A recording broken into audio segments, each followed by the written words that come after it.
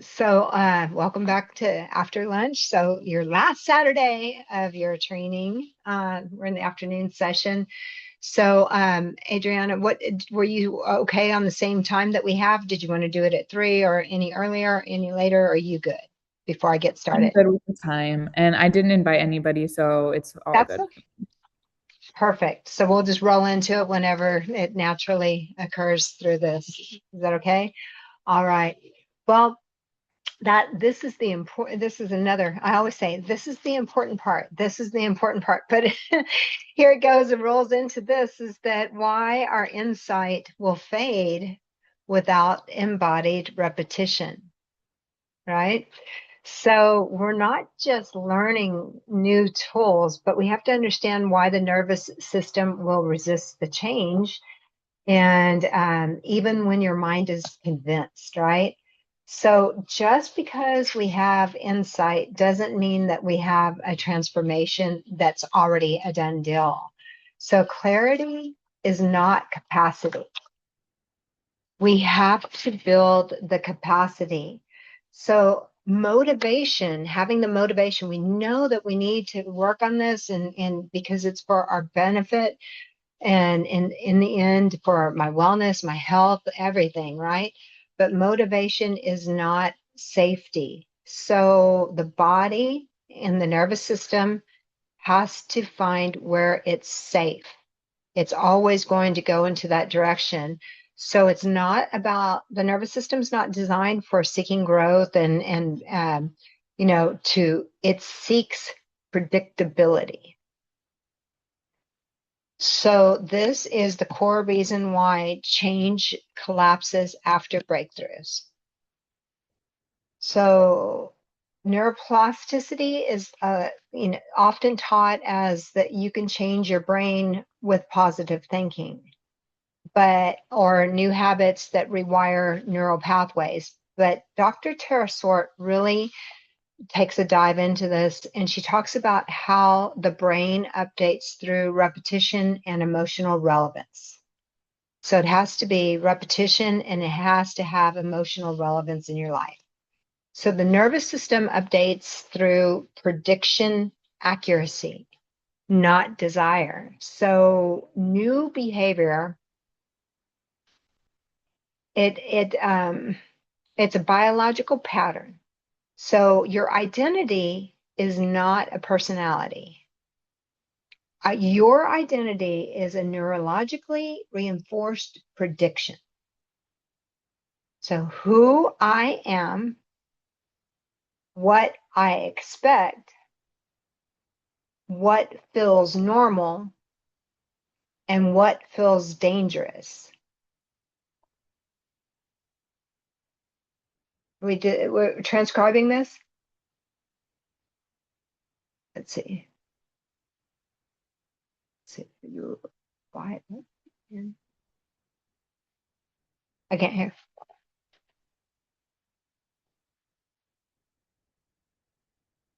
Okay. So, wait, what are we doing here? Did one of y'all request to transcribe? I can't.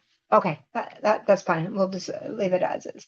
Okay. So anyway, your nervous system is always asking, um, like,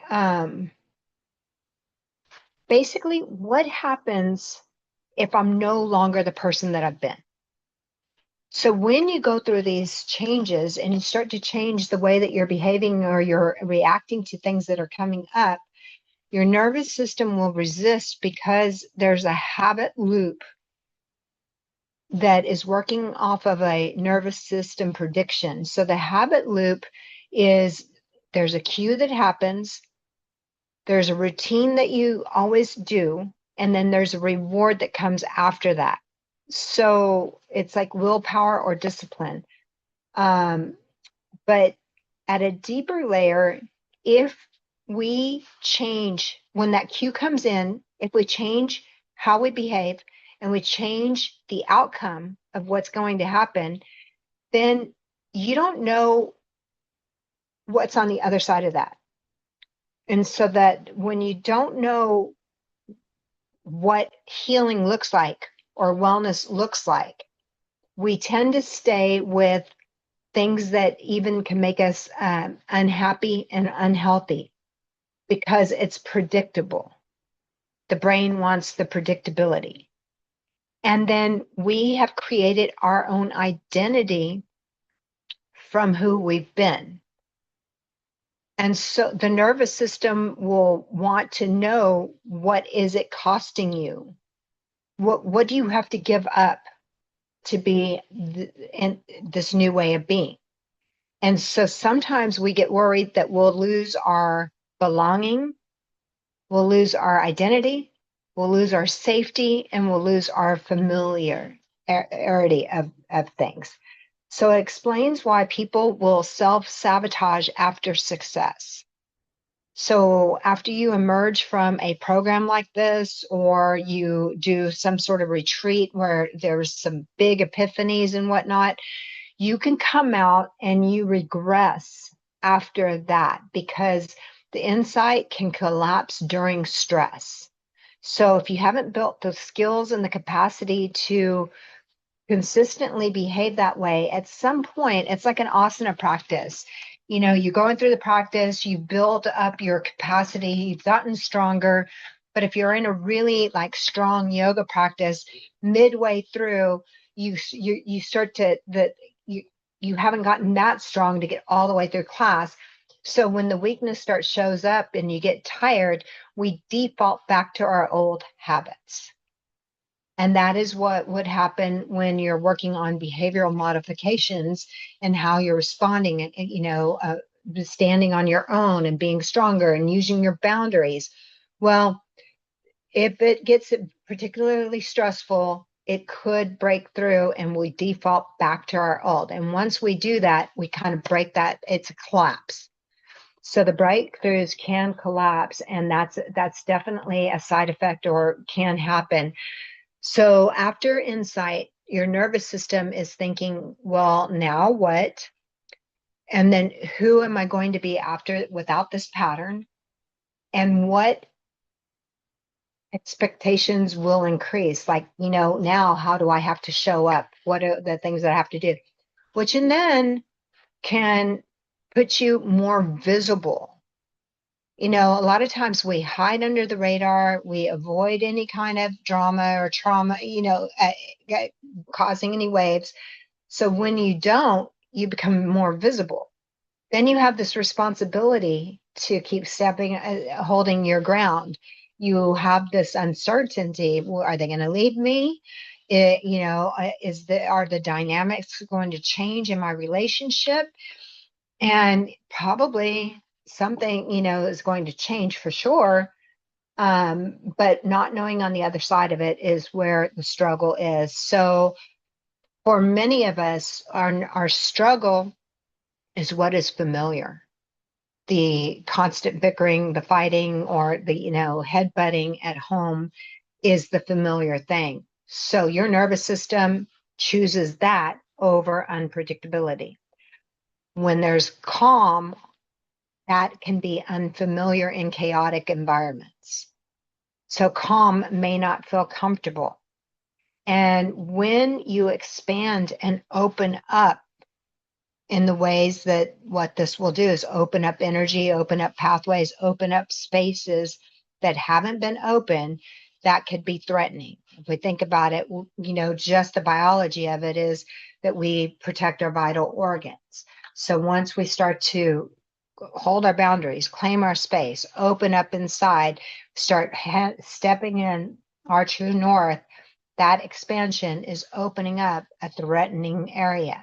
And if we don't have the supports in place, then we will default and run back and with our tail between our legs because it was so scary out there and we didn't have the resources to stand on it. So a lot of times students, I've had, this came up because of the last training, and people were like, or workshops that they've been attending, and they asked me, is like, why is it that I just like collapse? I'm making such headway, and then suddenly I just, collapse into it. And this is where you'll find the resistance, you'll find this fatigue. It's so much easier to go to sleep than, and that's what they say while we're doing yoga, is because it's like you look around the world and it's a bunch of people sleepwalking. It's literally like watching sleepwalking. And when you're doing yoga, these practices and going into yourself, you're waking up. And that is when, like, when I don't want to do something, and I have to read, I have to do homework, I have to do, I will like pull it out and read it, and I'll fall asleep before I get 2 pages into it. It's like there's this fatigue that comes over me, and I will fall asleep before I actually get it done. I can get anxiety about things, having to do something that's different. And you sometimes can even desire the old self. Like, there's so many times I'm like, that was just so much easier, but it wasn't happy, but it was so much easier to be that, right? So resistance is a protective intelligence, really. So resistance is not laziness. It's not a lack of discipline. It's not a fear of success either. But resistance is the nervous system preventing identity destabilization. Identity destabilization. So resistance is also a protective mechanism against unknown demand. So your nervous system is not opposing your growth, it's asking for proof. Proof doesn't come from insight. Proof comes from survivable repetition. That's the only way that you get proof. So the nervous system has to believe I can survive being different, and that to survive doesn't mean survival and thriving are not the same. Survival and thriving are not the same. The system only needs to know that you won't be abandoned, that you won't be overwhelmed, and that you won't lose your place. That's what your nervous system wants to stay steady in. So, how we say, that's just who I am. I'm the mom. That's just who I am. I'm this. That's just who I am.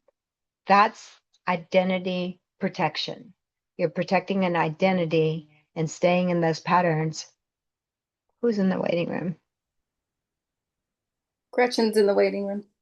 I don't see her. Is she on the right? I would let her in, but I I see 4.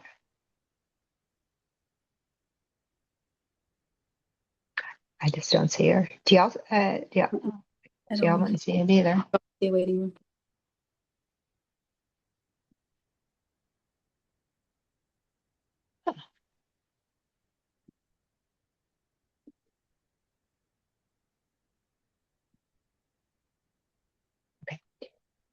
I don't know what to tell her. She can try again, like click out and try to come in again.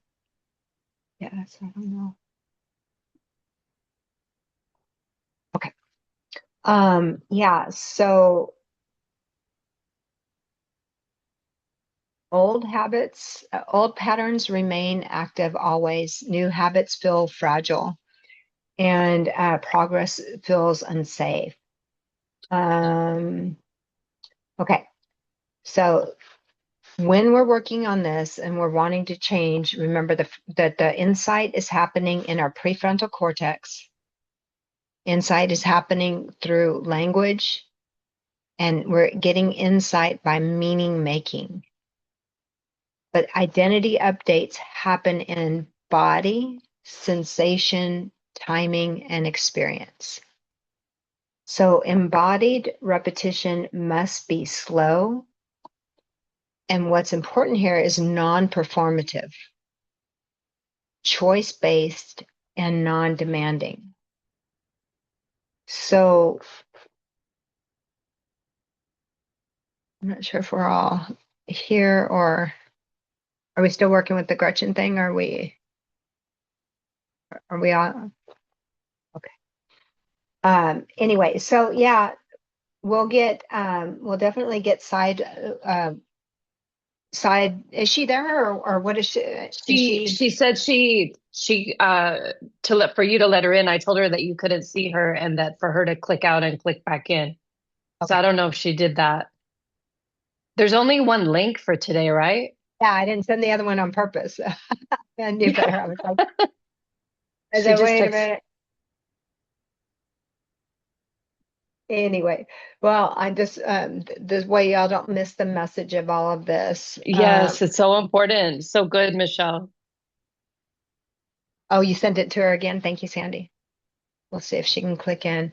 But so remembering that just, you have these powerful experiences, you tell yourself, there she is, that you want to, you're going to change. And that's when we talk about the pade, the little tiny steps, the step by step, and doing little baby steps, but consistent baby steps, so much better than, you're going to want to default back into your role. And so if you think about it, just take a few moments here and now and ask yourself, what roles, like really, when I define myself, write down what are you defining yourself as? What are the labels that you're putting on yourself? It's not wrong. There's no right or wrong, but this is for clarification, because when you see these labels, you can see how binding they are in that each word has its definition.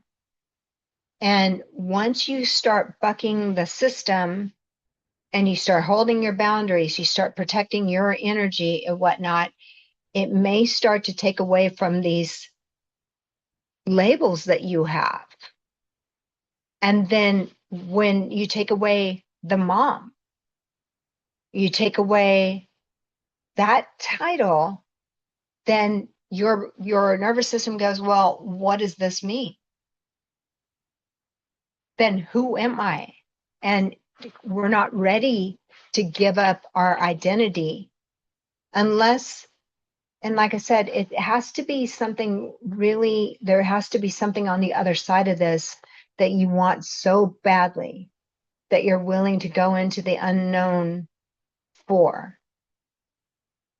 And to me, it's been always, it has to be too painful to be the mom.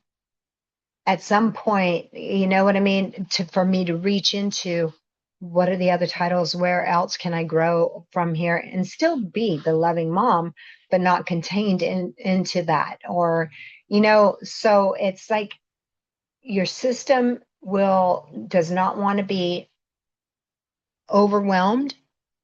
You don't want to abandon anything that you know so well and how to be, but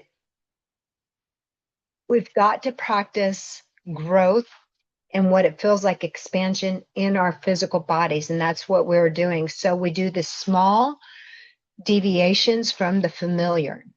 It's small. That's what I'm saying, step by step. And then when you're choosing a different action, do we have any examples? If anybody want to go, let's run through an example of a title that they're working on. Okay. Give me an example and we can go from here. But for me, I might have the title of a wife and a mom, but I feel like my idea around those two things doesn't come from myself. I don't have autonomy. Right. I don't have my own personship. So that's what I've been working at, is getting my own personship so that I have my own opinion. It's very scary for me to have my own opinion and my own succinct self in those roles. So we would take like just one at a time. Mm-hmm. And so we would say, if everybody looked at their titles of what they had, can you define it more clearly? Can you do like write down some more descriptions of what just mom or just wife is? And like, but in a way that it holds you back. Like these descriptions, like always available, or be there when somebody calls or whatever. And then say for example, you have signed up for a retreat. Are you using mom or wife as a title, Paula? Either one. We're going to Mom. use Mom. Okay, so we're going to use this as an example. So Paula has signed up for this retreat, and she's mom, and she needs this time. She's going to a spa, and she's going to do a bunch of self-care, and this is really, really important. But the mom role says, and I don't know that this is your case, I'm just saying that whenever this child needs me, I'm going to be there no matter what. So here comes this really important date for her. And then it could be something so very small. And you get the call that I need you. And the thing is, so her program is going to get side-railed because she has this dedication to this label. So if she's going to make small deviations from familiar movement, is that she has already agreed to do this spa. She's already paid for it and all of this. So she gets the call, and I would say as a mom, I would go immediately, yeah, sure, baby, I'll be right there. But in this time, when she's going to do something different, she would take a pause before she agrees. So having pauses before you change the action up, where you have this conversation with yourself for a second that you can choose to continue or to stop. And then track your sensations of unfamiliarity, like what's rearing up for you. If you were to do something different and go ahead and do the spa, like what's happening in your body, what kind of anxiety is showing up. And then you're going to put on there that you want to notice the urge to return to what you know. Just notice the urge. Not saying that it's not important. Even now, my heart is racing thinking about everything that you're saying, Doing because something different. that is absolutely true. Like my heart is racing. And you have to, now the next part is to let your body register that this difference is survivable. That the difference is survivable, but it does everybody a little good to get a little change, because and believe me, I've had to do this as a mom, and it's uncomfortable, but let the body register that the difference is survivable, and you don't have to push through this, that you have choice at any time.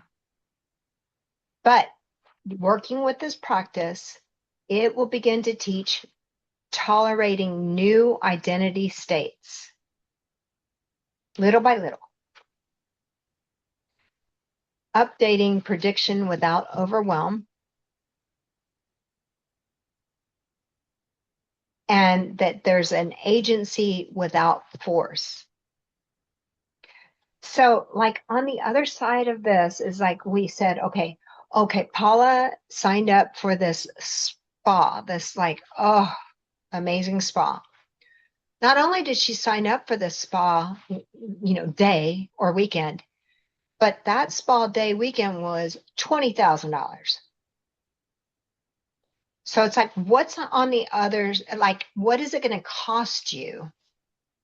And, for you to walk that unfamiliar path, like on the other side of it has to be something so worth, like, you're not willing to lose what's on this other side of this. So now, well, that's great, all in theory, but how do we start to integrate making little changes to our labels, right, of who we've always been? And we want to avoid forcing it. And you know, it's like avoid working for breakthroughs.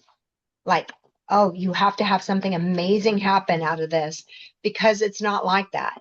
It's like, you know, you have to do the actions without the fruit, without being attached to the fruit of what you get. That's, you know, the practice of your Bhagavad Gita. It's just like, you know, you go through the actions, you can't have the attachment to this. And then we have to watch out how we frame resistance as a mindset failure. So we want to avoid framing the resistance as a failing, but we want to normalize regressions, that they're going to happen in unfamiliar territory. We want to be able to work with repetition without it being too intense for us. Reinforce safety in difference. So the way that we have the language shift is from stay with it, like just stay with it. You can do this, right? With the self-talk that we have, is that you give yourself permission that you can leave and return. So you're having choices, you're trying to make different, you know, maybe today you could, tomorrow you can't, it's okay, that you can leave and you can return and you can stay on the path to working toward this thing that you want to change it long term. So when you give yourself the permission that you can leave and return, it preserves agency and it builds a long-term change possibility.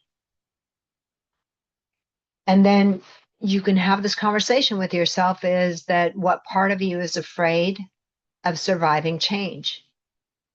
Because sometimes when we survive this change, we also move into a new identity, which means that an old identity kind of goes away. You have to be willing to drop.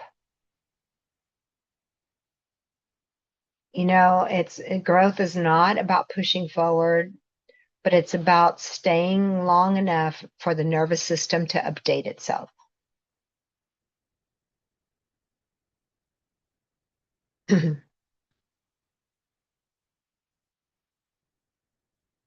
So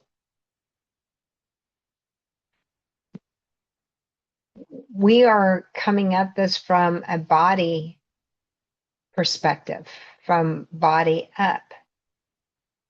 So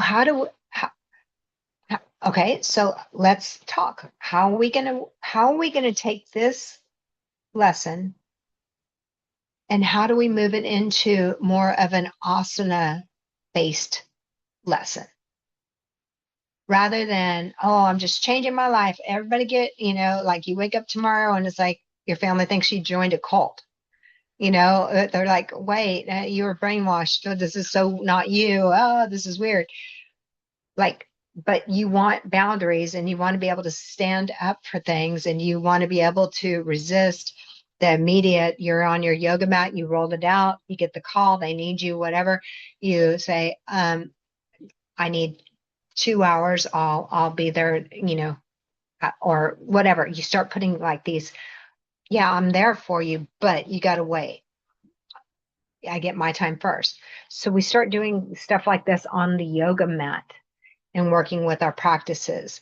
Then working in unfamiliar postures, maybe, that we tend to shy away from because we don't want to, don't like it.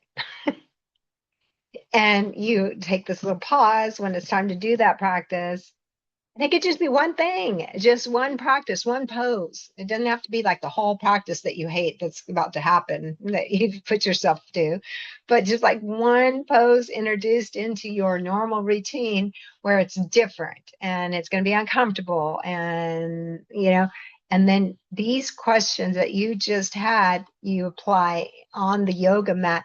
And that is your doorway, is to start working in that capacity, start to building it, to move into where your body starts to understand that change is scary, but it's on the other side of it wasn't so horrible, and that you survived that. And there was actually something kind of nice from doing that. You felt empowered. Oh, I did something I didn't even think I could do.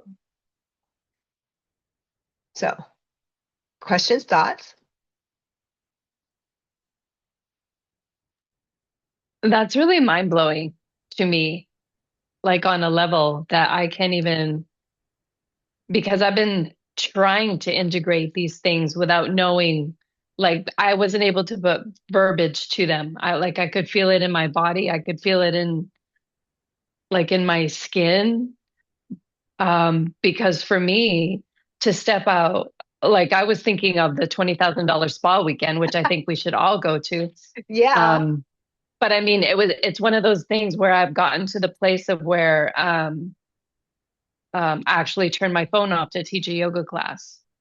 Where like right now, while we're having this conversation, my husband's texting me that the doors are going to be put on my yoga room at 8:30 on Monday. And I was like, but I'm teaching. And he's like, then I'll be home. You know, the former Paula would be like, okay, I need to find a sub right now. But he's willing. I asked because I wouldn't normally ask, but he's willing to come home and be here for when that man arrives until I can get home. But I wouldn't ask. You know what I mean? It's little shifts like that that are just asking for something that I need because I had a prior commitment, even though he does too. He's going to be at work. But it's just one of those things where the small things have been so difficult. And I am a chronic self-sabotager. But this gives me it gives me that little bit of blue sky. So I can, see. It's going to build the muscle. Yes. It's going to build the muscle and little by little, but don't forget the pauses. The Right. pauses of recognition that you're going to do something different. Yep. And then the tapping in to what is it feeling like? Oh, when I do something different, like what does that feel like for me in this way? It's like, oh, that feels uncomfortable. Where does that feel uncomfortable? Oh, my chest. Oh, my stomach. And you go, okay, but you're okay, right? And you realize your stomach can be uncomfortable a little bit, and you can do the action. And then you go, then it's like you get this like pride. It's like you feel empowered. It's like, wow, that I feel it in my stomach, but in a way different way. So that's how we're working with our capacity with all the labels that we have. And do not worry, you won't run out of labels. Do not worry. You're never going to be, just like there's always going to be something to work toward and for. But in the back of your mind, you just have to like let yourself know that really your effort depends on what's on the other side of that. So make everything on the other side of it valuable, like you're willing to do it because what's on the other side of it is so valuable. And really, it's all coming back down to tapping into your inner knowing, getting into your true north. And that's all that we're ever working for when we're doing our Sanskrit practices, when we're doing all of those things. We're bringing it home, right? I mean, am I wrong, Gretchen? What is the point of all of the Sanskrit, the chanting, now all of that?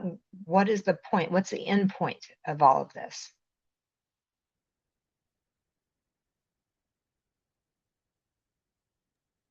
Sorry to interrupt, but I resonated deeply with what you were saying, how you have to be uncomfortable with it right now to like change. And it's what how I've been thinking about it is like one of the labels I have for myself is addict because I have issues with substances, and like it started with alcohol when I was in middle school.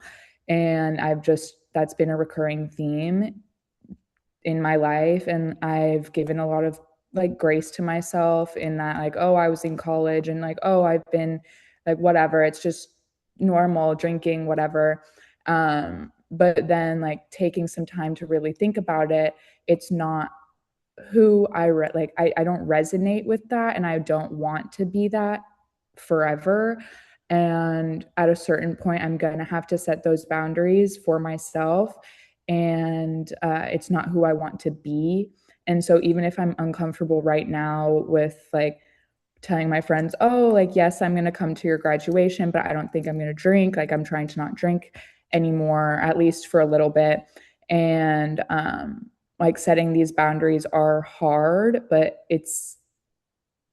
it helps knowing that like I know who I want to be and who I can be, and shifting like the blame of, oh, like, ugh, the alcohol got me, whatever, like, oh, it was that, like, oh, that wasn't me, like that, but it was me, like that is me inherently off of alcohol, whatever. And it's hard to continue compartmentalizing that and not bringing it all together and being like, well, wholly as a person, that is me.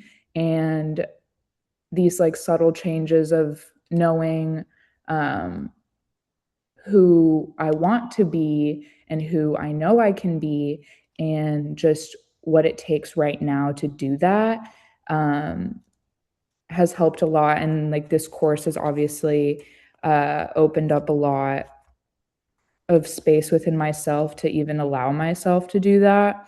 Mhm. Because previously, like I've taken like yoga for addiction recovery, and like that was like, well, you know what, it's not that bad, like I'm not that bad, whatever.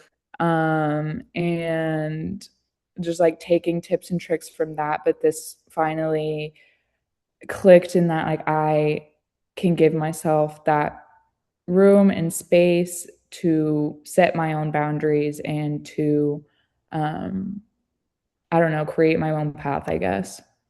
Mhm. And grace, and Mhm. grace while you do this, and uh, knowing, and also the brain, the dopamine, the like that. Oh, that's some like that. We don't really, we talk about the theory of all of this, and we talk about all the science behind it, but that shit's real, and when it hits you, it's like that's the reality that hits. And it's like, how do I remember these tiny little things, just one thing? It's so hard at that moment to even recall the smallest thing. But the beautiful thing is one little tiny thing can lead to the next little tiny thing. But it's it's just a forever practice. I mean, it's hard, no doubt. So cheer, pause to you all. And I mean, we're all dealing with demons. That is for sure. And it's a, when we unfold from our own path, and the hardest things that we are going through, you're going to be the best teacher. I always tell people that pose that you couldn't get, that for whatever reason, when you finally get that pose, you are going to teach it better than anybody else, because you work so hard for it. And this is maybe why, sometimes we get these things thrown into our path of things that we overcome. And knowing the battle of having to stick in on this journey when it's hard and unknown, and you know what I mean, we want to just run back to the hills. But when you do that and you figure out how you get your way through, and when you're honest about it, that there's going to be falls, there's going to have to, you have to get up and get back on. Like all of that is going to be real to somebody else who's walking this journey. And from what I have seen in yoga is that the right people are always thrown, nobody's random in your life. Nobody's random in your class, but the right people seem to find the right place to be. And that's why when we're teaching a class and people walk out on you or whatever, is like being okay with, I'm not everybody's yoga teacher, and that's okay, because the ones that need to be here will eventually get here. But sometimes our will gets tested. Can you keep showing up even when nobody's there? Like, you know what I mean? It's like this has just been a series of tests over and over. So like I said, it's not a one and done. This is the journey that's on, and we're taking a moment and we're just pausing and we're recognizing, and then Sandy earlier, it was like, remember the reveal and conceal. You're gonna get it. You're gonna understand this, and then you're gonna have absolutely no clarity. It's just, and it's like, oh, I get it. Oh, I had it. Wait, what? And that is part of, I feel like, the test of it all. It's, and I'm going to let Gretchen talk because I know she got something to say.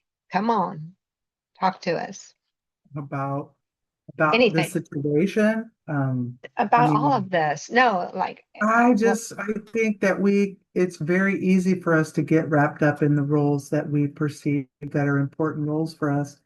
And, um, and that those roles don't define me, and to stay stuck in a role that doesn't define you anymore without making some sort of change, small as it can be.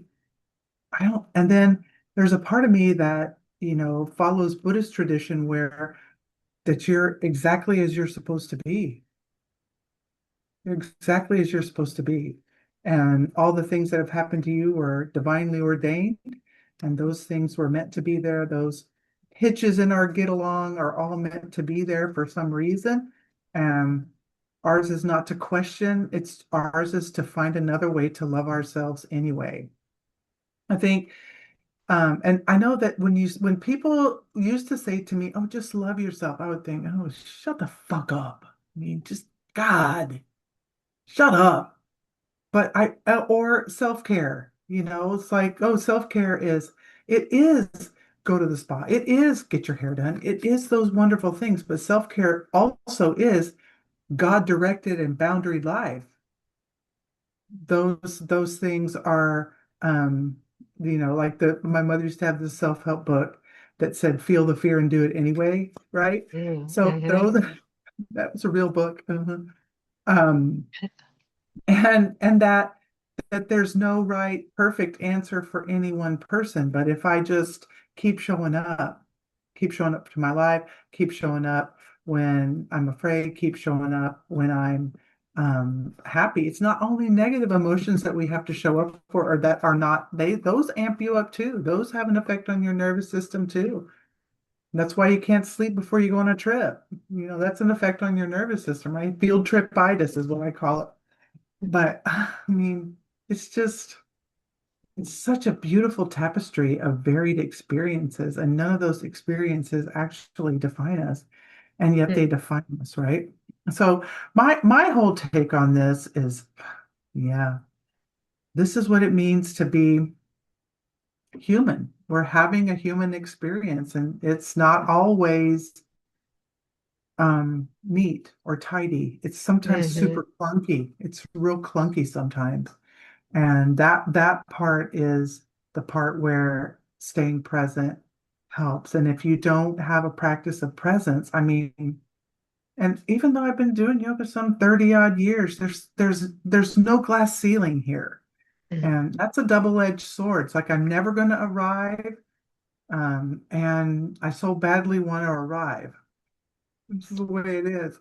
It's just like I'm never going to arrive. And any of the problems, any of the inconsistencies, I think about, in this moment, there's nothing to heal, change, fix, or deny. It's just how do I stay in the present moment over and over and over again? And those are the practices that you're talking about, Michelle, right? We return to our breath, look at things in the room, we change our location, we listen to music, we dance, we wiggle, we shake, we do whatever it is to return to the present moment. And just like you so very skillfully told me earlier, it's like anytime I get pulled off the point, I just gently call myself back. And I think, the type of Buddhist teaching that I study is that anytime that we notice that we've been pulled off point and we come back, it's a cause for celebration, right? We have to celebrate that fact. Oh, I noticed, and here I'm coming back now. We'll turn around and come back. And oh, I noticed I did it again. Let me come back.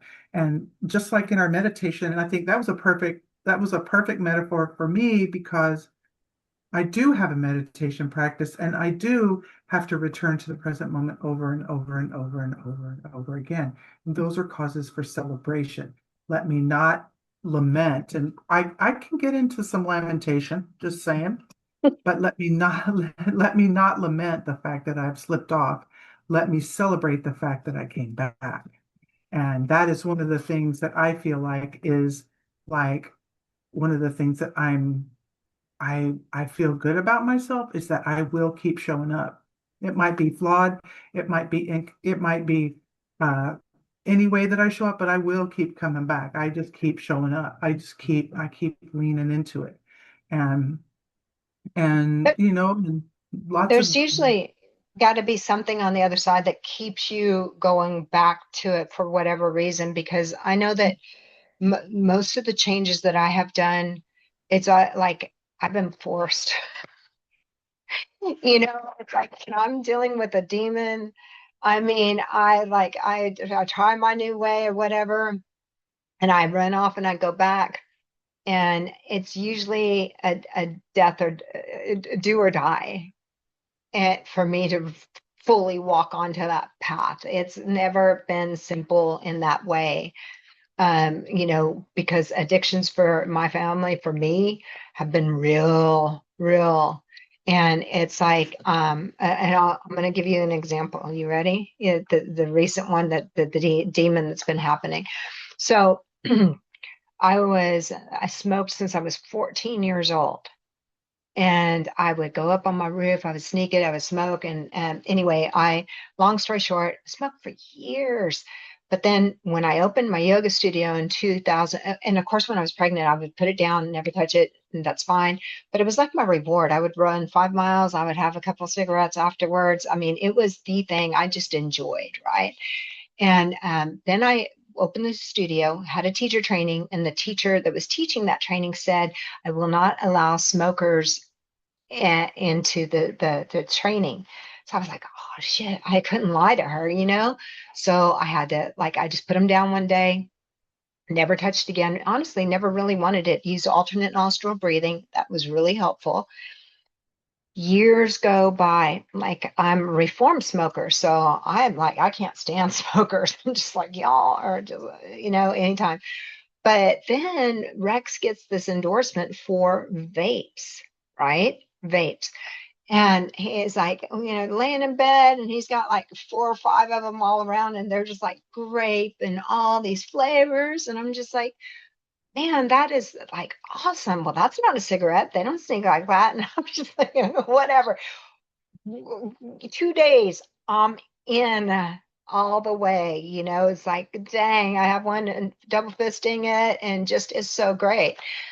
Um, then, so long story, my daughter she picked up vaping, I guess, in the COVID thing. Anyway, she's got problems with her teeth. And I was like, honey, that is to do, like, she loves Adderall and then vape. So those two things in her teeth, and just like, there's something.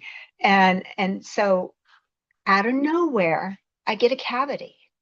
And I'm like, I just had a checkup. Everything is fine. And I know that I've been like, I don't want to vape anymore. I've been just saying, stop buying those. I just don't want to. And I get a cavity, and I go in, And it's like, I'm going to be a hillbilly because they're going to start pulling my teeth. And I'm just like, okay. One of the other reasons I stopped smoking is because I didn't want wrinkles. That not because of lung cancer, not because of anything else. This is how like sick I am. But it was back in the day, I didn't want the wrinkles. So it was easy for me to stop. And now it's like, well, I don't want to be a hillbilly. And then I'm like, okay, but I kind of put it together. Hey, vaping, teeth, wait a minute. Then, and so I'm like, trying to get a vape in, float out my nose, doing all this, and it's not working. I wake up like a bomb went off in my mouth. And I'm like, I really am gonna have everything pulled if I don't, like, it's a do or die. And I haven't vaped. I'm like, bad time to quit smoking. But it's like, but I can't. If I do, it's so painful. I feel like I'm going to die. So it's like that's how my changes happen in my life. It's never been, oh, she's just so brave and she just did this. No, I've been balls to the wall. There's no other way out, and I have to do this. So, I understand addiction because I was just like, all I could think about was that vape.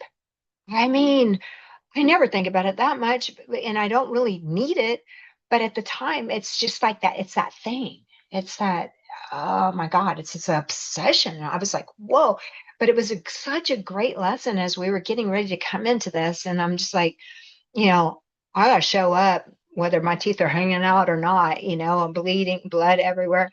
And I'll get my tooth, pulled on Monday if I have to. But the thing is, it's like, this obsession for it. And I thought this is so perfect for our final weekend because this really means something. And it's something that I should be sharing and talking to people about because, yeah, I can talk about all of this, but it means nothing when you're faced with real shit. And then you go, where's your tools? I'm all like, oh, where's your I have this conversation with myself.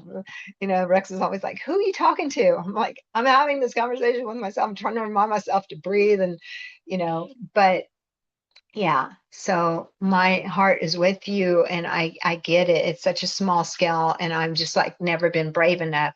And I applaud the bravery that it's going to take. I mean, it's like no joke for you to stay on this path, but there's support and we will be there to remind you when you need it. I know that for a fact. So yay.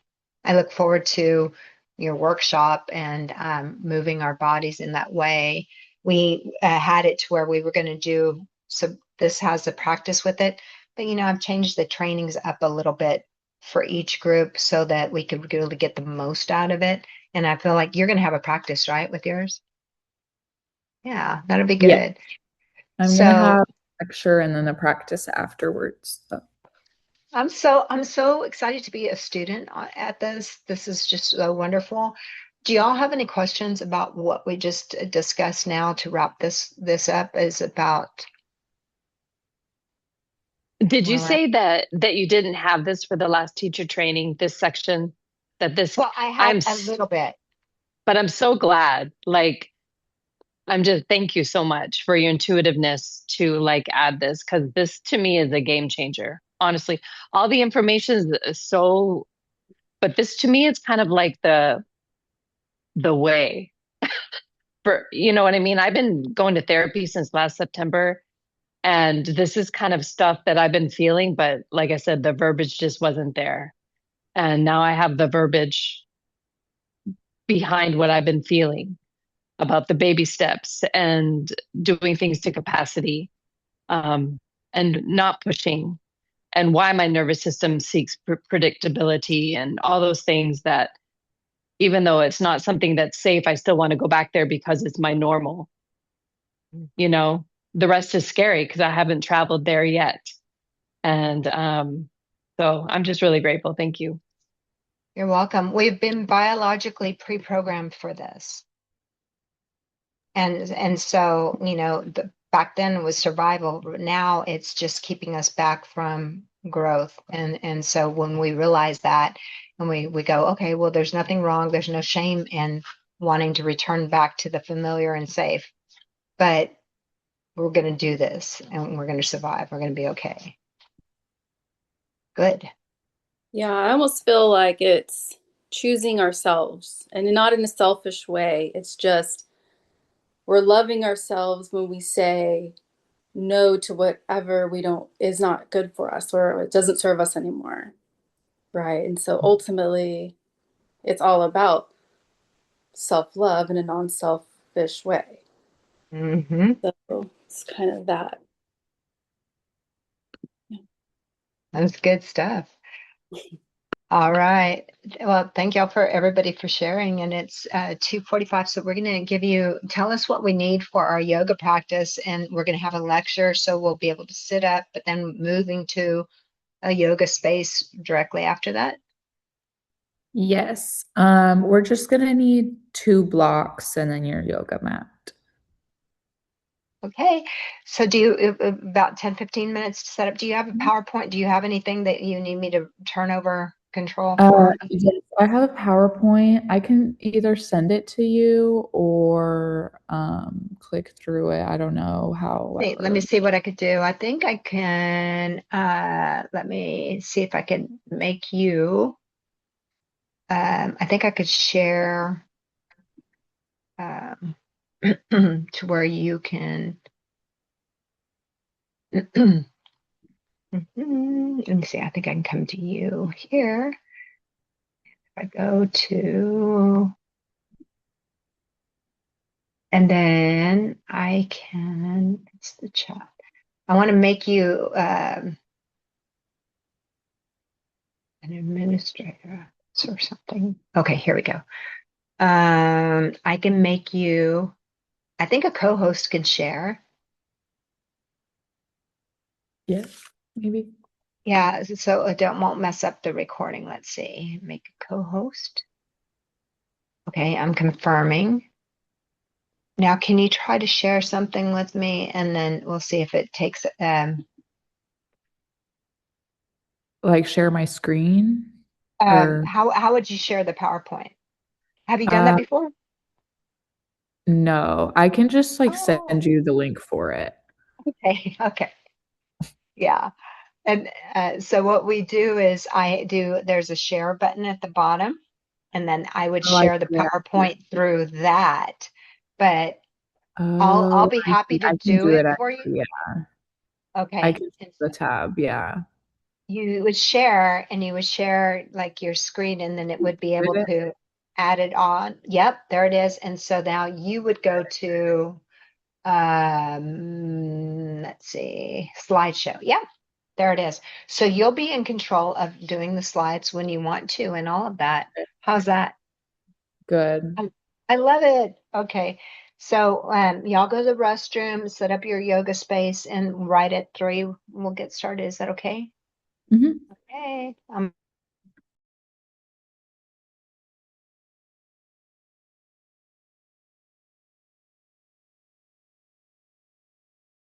Okay. Can y'all see the screen with the tab? Okay. All right. This is building emotional resilience through the chakra system. How the chakras can guide you to living an ecstatic life from rock bottom to recurring balance. What are the chakras? The chakras are the 7 primary energy centers of the body that start up the base of the spine, moving up through the crown of your head, as first described in ancient yogic and Ayurvedic texts.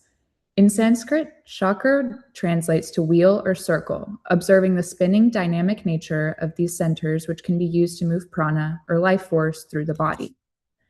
Each chakra governs a region of the body, a set of emotional and psychological qualities, and corresponds to specific elements, colors, and sounds.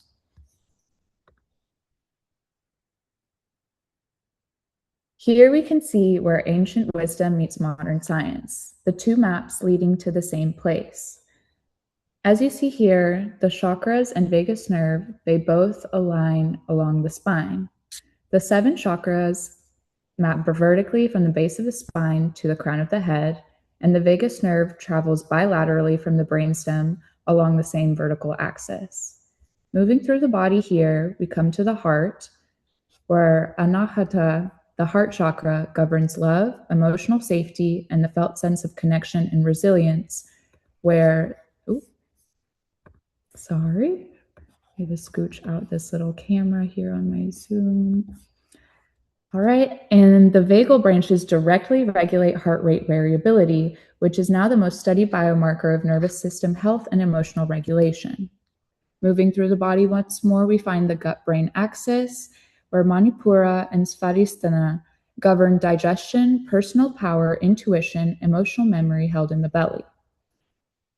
The vagus nerve resonates with that, as roughly 80% of vagal fibers travel upward from the gut to the brain, confirming the belly as a primary seat of intuition and emotional processing. The breath bringing it all together. Vishuddha, the throat chakra, governs the breath and voice as pathways for expression, truth, and inner calm, where the vagus nerve, conscious breathwork, is the most direct way to manually stimulate the vagus nerve. So every pranayama practice is, in modern terms, a vagal toning exercise. What do the chakras have to do with my emotional wellness? Can you see the little picture here? Okay. All right. Well, no worries. It's just a picture of the chakras and the vagus nerve. But the chakras align perfectly with the vagus nerve, which is the 10th cranial nerve that runs from the crown of your head, your brain, down to your throat, into your heart and lungs, and down into your gut. This nerve helps regulate a number of systems in your body, including your heart rate, digestion, stress, relationships with yourself and others, and even your sense of safety. As the polyvagal theory by Dr. Stephen Porges suggests, the vagus nerve is the major communications highway between your brain and the rest of these organ systems. By being aware of what is going on internally, using the chakras as a map, you can follow the principles of polyvagal theory to restore yourself and break through the dorsal vagal shutdown. The dorsal vagal shutdown and how working with the chakras can help you climb up that ladder. Taking a look at the ladder here, it is perfectly healthy for the body to climb up and down these states, as this is how we survive. But trauma survivors, external circumstances, chronic stress, and autoimmune diseases can all biologically alter where your nervous system feels comfortable on that ladder at its resting point. Ideally, you are able to get the adequate amount of rest on that ventral vagal pathway, which allows your body to rest and digest, processing everything properly. Noticing this polyvagal ladder here, and how dorsal vagal is on the lowest rung, and the corresponding feelings are shut down and overwhelmed. This can also be seen as the first step up the chakras. If you do not have that sense of safety within your body already, you may be living in this state out of lack of knowing anything else, or just find it more difficult to come out of this state as your body is familiar and comfortable with what it knows. The same could be said about staying in the sympathetic, but rather than feeling the weight of the world around you, it appears more as a constant feeling of stress, anxiety, or the need to do something. But staying in the sympathetic can cause burnout and send you down into dorsal, and that constant of your body being on still does not allow for that proper rest. Yoga helps bridge all of these together, connecting the movement of your body with the stimulation of your vagus nerve through breath. And to get yourself out of this dorsal state, it is important to begin by acknowledging the first chakra. Heaven is not a place, it's a state of awareness. To enjoy life, all of our senses need to be consciously on. Trauma can stunt your nervous system, making it more difficult to be honest and aware of your behaviors, internal cues, and feelings. Be motivated by the desire to grow and meet yourself wherever you are at with compassion and a loving awareness. The lower 3, the foundation of who you are.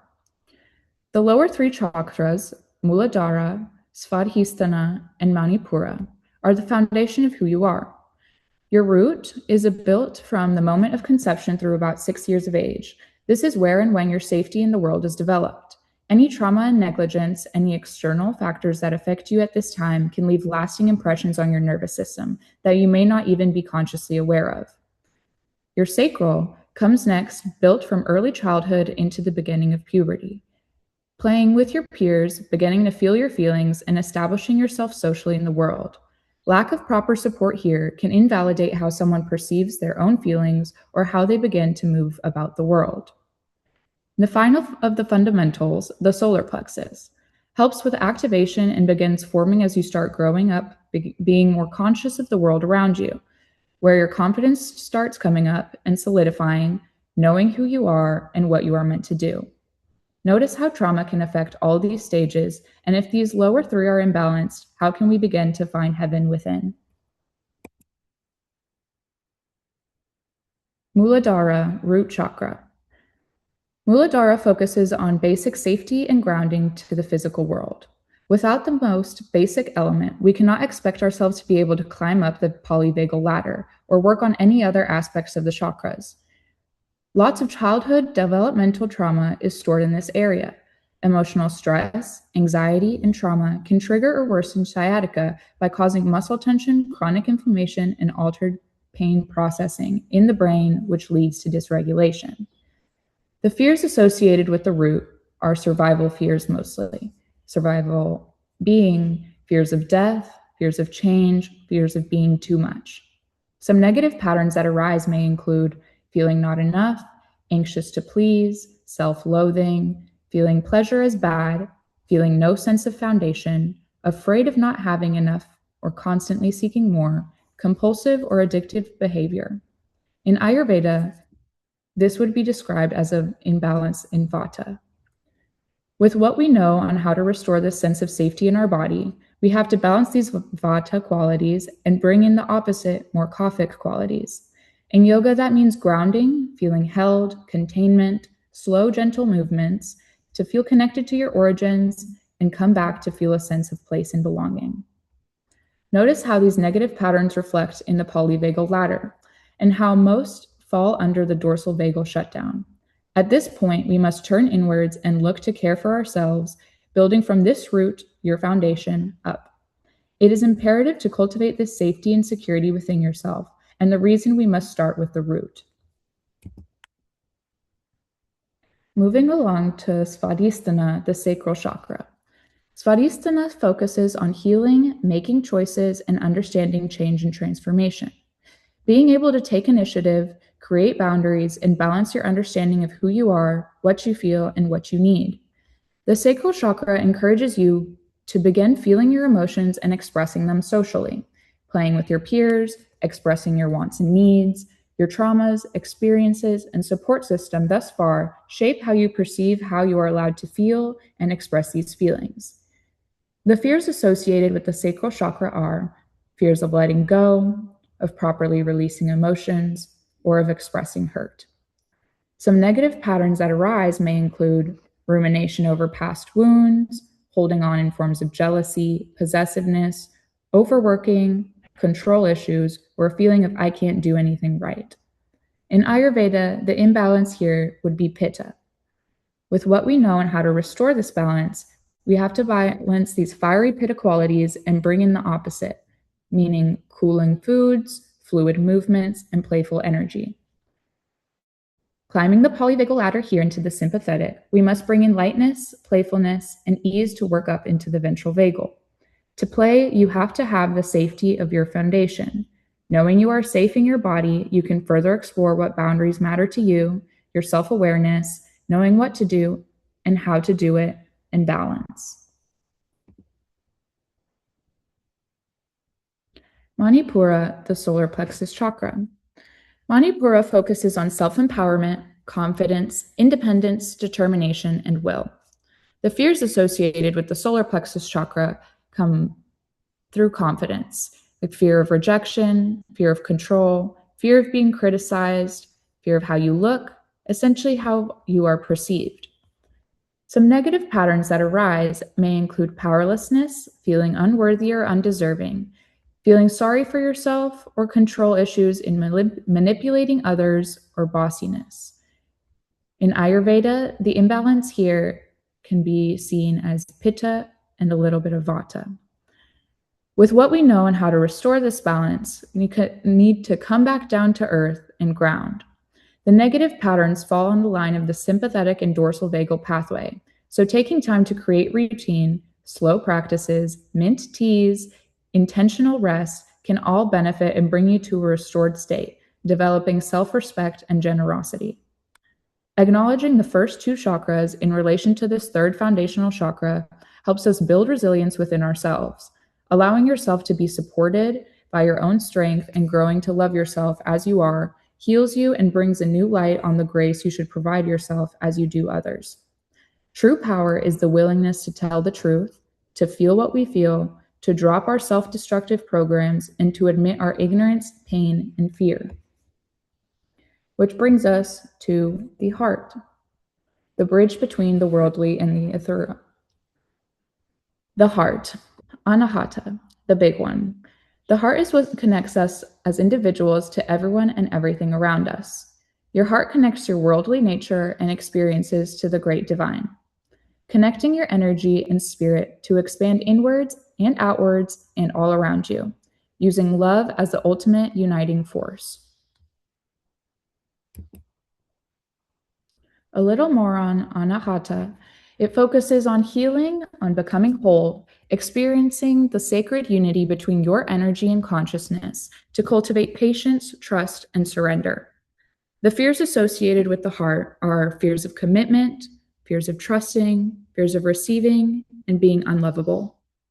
Some negative patterns that arise from these fears can be defensiveness, jealousy, afraid to love, disregard for others, feeling of unworthiness to receive, fear of expressing what you really feel, over-pleasing, and difficulty saying no. Ayurveda implies that this is a vata imbalance. With what we know on how to restore this balance, we must return to that heart center and use your breath to move down along the chakras, forgiving your heart for any gripes, forgiving your past self for any reactive circumstances, and forgiving yourself for suppressing your feelings, and forgiving your nervous system for keeping you safe. When the root feels safe, the sacral feels fluid, and the solar plexus feels sovereign, the heart no longer needs its armor, and forgiveness becomes less of a decision and more of a natural release.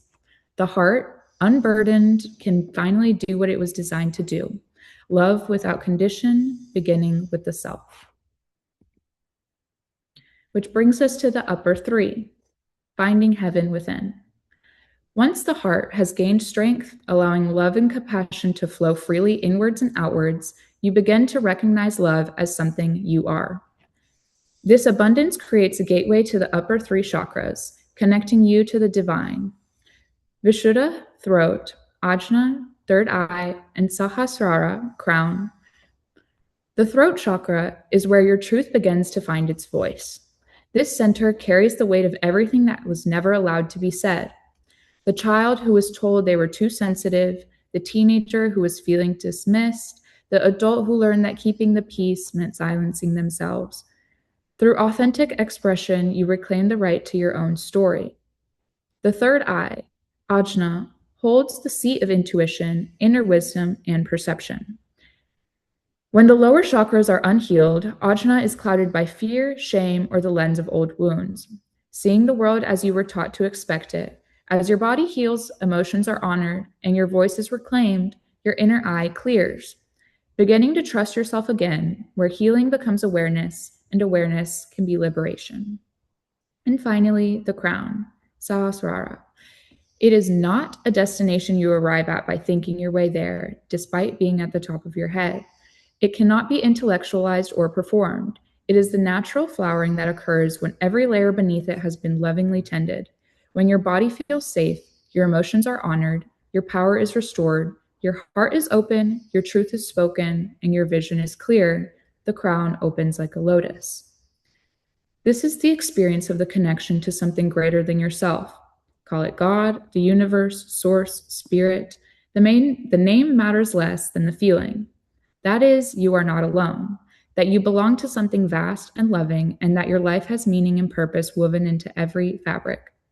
This is heaven within. not a place above the clouds, but a state of integration, body, heart, and spirit moving as one. That being said, we begin these upper journeys with the throat, the song of the soul. Vishuddha focuses on creation, communication, and giving voice to the heart. The fears associated with this chakra are fear of trusting in your own talent, of telling the truth, fear of not having the willpower or discipline to succeed. And the negative patterns that can arise from this include the inability to express your feelings, politeness over expressing your truth, being unreliable, self-critical, indecisive between the head and the heart, anxious, or acting helpless. Ayurveda suggests that this is a Vata imbalance. With what we know about Vata imbalance, toning the vagal nerve through diaphragmatic breath work and coming back to the safety found through rooting down into who you are and uplifting through the heart to express yourself freely, looking within to receive inspiration and communicating your vision, telling it like it is. Speaking your truth and being honest with yourself and the people in your life allows prana to flow freely from your 3 base chakras through your heart to express your needs and creativity to the world. This flow allows for more access to the ventral vagal state, as you are no longer contradicting or suppressing who you are and your inherent truth. When the lower 3 are balanced and the heart is open, the throat no longer strains. The words come out not from wounding or defensiveness, but from clarity and conviction. Bringing us to the third eye, Ajna. This clarity brings you into Ajna, the third eye, the center of inner knowing, the place where the perception expands beyond the 5 senses, functioning through detachment and witnessing, rising beyond problems to get the global vision, the greater picture. The fears associated with the third eye chakra can be fears of hearing unpleasant truths, fears of the future, fears of trusting your own intuition. And the negative patterns that can arise from this can include perfectionism, rigid belief system, stubborn and resistant, indecisive, letting others evaluate and decide what is right, and confusion, without a clear life direction. This shows up as a pitta imbalance. With this imbalance, too much attention to detail, ignoring the big picture, the most important thing to remember is how we are safe, secure in ourselves, and are held by the universe and its timing. Through breath work, a simple awareness of your surroundings, the present moment, you can allow yourself space to listen to that inner wisdom you have cultivated through the last 5 chakras, inviting more room for creativity and that flow of prana. On the polyvagal ladder, we find ourselves in the sympathetic here, where it is crucial to let go, trust in ourselves, and maybe even smile. Allowing yourself time to play, perhaps in inversions, with your dog, or a hobby you haven't touched in a while, letting go of certain tasks, or just rest in general, can bring you back to that ventral state and open up Ajna. When the body relaxes, the breath deepens, the noise settles, and in that settled, quiet space, Ajna opens. The individual is the space between heaven and hell. The intuition that felt inaccessible becomes clear. The patterns you couldn't see begin to surface.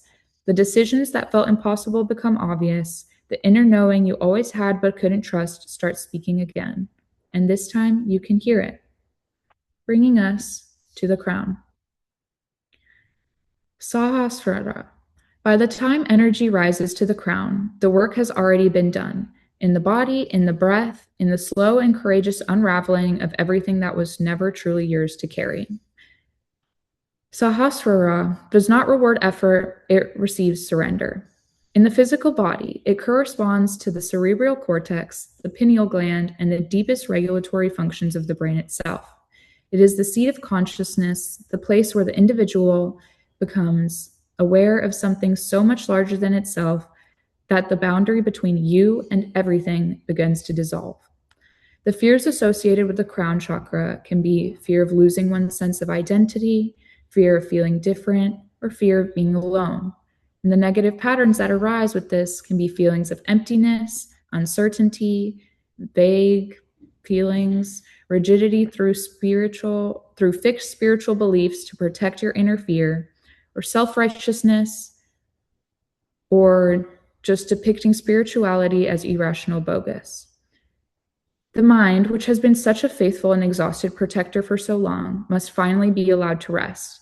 All the analyzing and the rehearsing and the bracing, it has served a purpose once, but the crown asks for something different. It asks for you to trust what the body already knows. When Muladhara knows it is safe, the crown can receive. When Svadhisthana knows its feelings are valid, the crown can receive. When Manipura knows its worth, the crown can receive. When Anahata has chosen love over armor, the crown can receive. When Vishuddha has spoken its truth, the crown can receive. When Ajna has cleared its vision, the crown can receive. And when all of this is true, you remember something you have always known but were too frightened or too fractured to feel. You were never separate from the divine, not even once. Your body houses everything you need, so take some time to listen to it. Here we can build from the ground up, from root to crown. Every layer of your body holds wisdom your mind has yet to catch up to. The nervous system speaks in sensation, the chakras speak in feeling, the breath is the bridge between them all. This is not a practice of perfection, but a practice of return. Returning to the body, returning to the breath, returning to yourself. Heaven is not dull, not static. It is an endless dynamic of joy in which one is every more oneself as one was meant to be. It is reality itself. And here are my resources. Of course, Ariel Schwartz, A Yoga for Trauma Recovery, Vanderkolk, Body Keeps the Score, and The Art of Everyday Ecstasy, and Dr. Porges with the polyvagal theory. Are there any questions, or would you like me to go back to any slide? Let me know.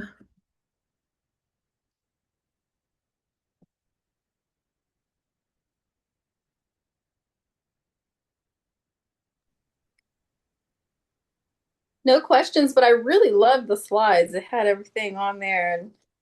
And are you able to share that with us? Or? Mm-hmm. I can send it in the group. Okay.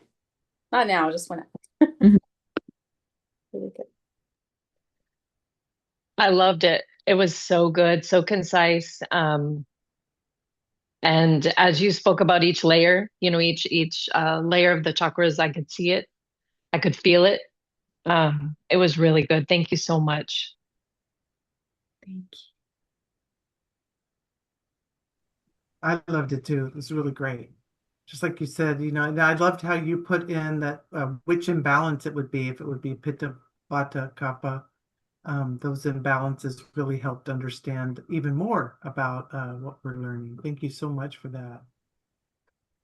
Yeah, I don't think we'd ever talked about the imbalances of the Vata, Pitta, Kapha before with chakras, because I can't remember that. I mean, it makes a lot of sense. We I've been have, dealing with it. We have? Okay, so I didn't pay attention. I'm But not teasing. not to this extent. This is so beautiful how it's brought out and put into the slides and put into the nervous system. It just like it's such a different take on how heaven and earth, and just it was really so profound, I thought. Yeah. Yep. Definitely. I love it. Thank you. I wasn't able to read Eastern Body, Western Mind yet.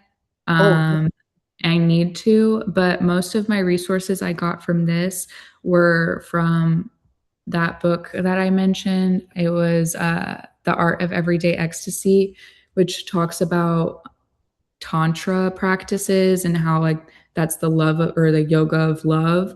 And so that book goes incredibly into depth on more practices you can do to hone in on specific chakras. But that was just kind of base layer, I guess. And yeah, there was a lot of things I wanted to do Obviously, I can't cram it all in there. But the next one would definitely be with the gut brain axis and diving more into that, because there's just so many fascinating things about how everything connects. Well, I'm looking forward to that.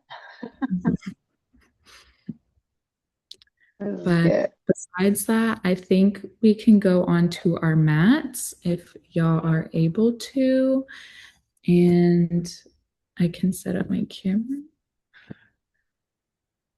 Can y'all see me if I just lay it here? Yeah, do me a favor. Let's see. We'll stop. Did we stop the share? I still see the screen. Let me see if I could stop the share, and then I pin you.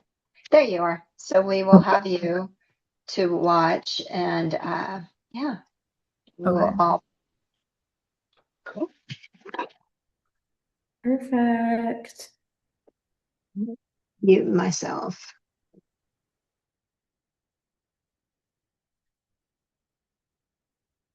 Right, so just making your way to your mat here, having 2 blocks nearby wherever you're at, ready to grab.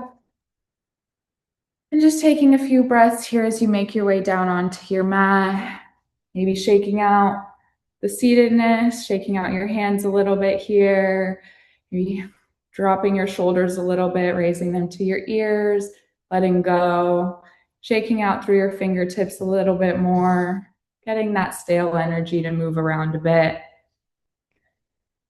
Then as you're here, gently making your way here into a contained child's pose. So bringing your knees together, reaching your arms towards your feet and letting your forehead rest here on your mat.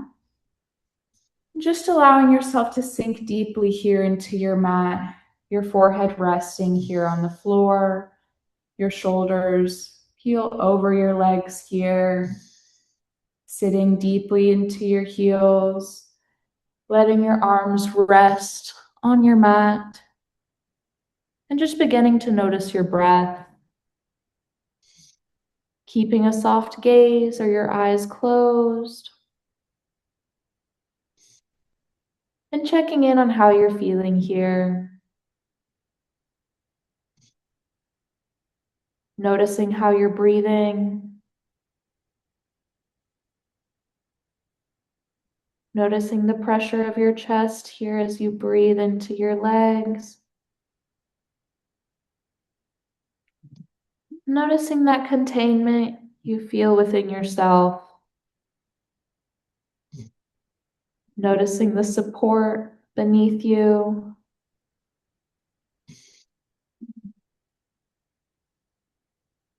And as you're here, beginning to use your Ujjayi breath, inhaling fully through your nose, out through your nose, constricting your throat, feeling that in the back of your throat.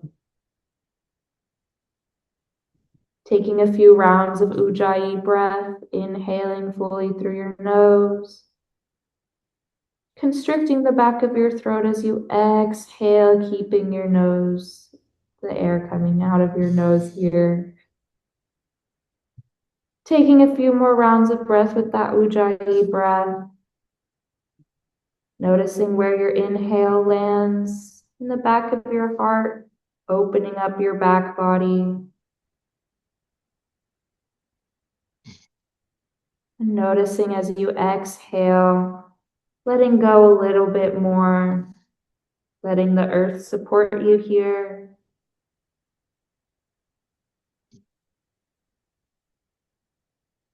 And allowing yourself to release a little bit. Noticing your third eye grounding into the earth. As you inhale, maybe noticing that length in your spine through the back of your heart. As you exhale, noticing that release back down into your own body, into your center, all the way down into the ground through your third eye.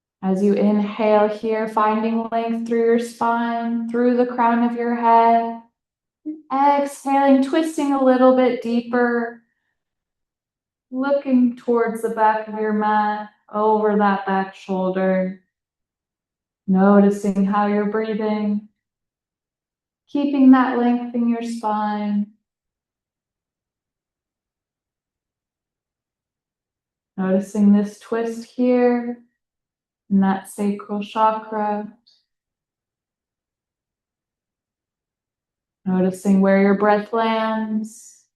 And inhaling, gently coming back towards center, reaching up towards the sky. Inhaling, reaching here. Exhaling, twisting towards the opposite side. Your right hand lands behind you, left arm reaches around. And keeping your gaze over that back shoulder here, noticing how you're breathing. Inhaling, finding length through your spine, lifting through the crown of your head, and exhaling, twisting a little bit more. Noticing any subtle differences between this side and the last. Noticing that sacral chakra here, that gentle twist in your belly.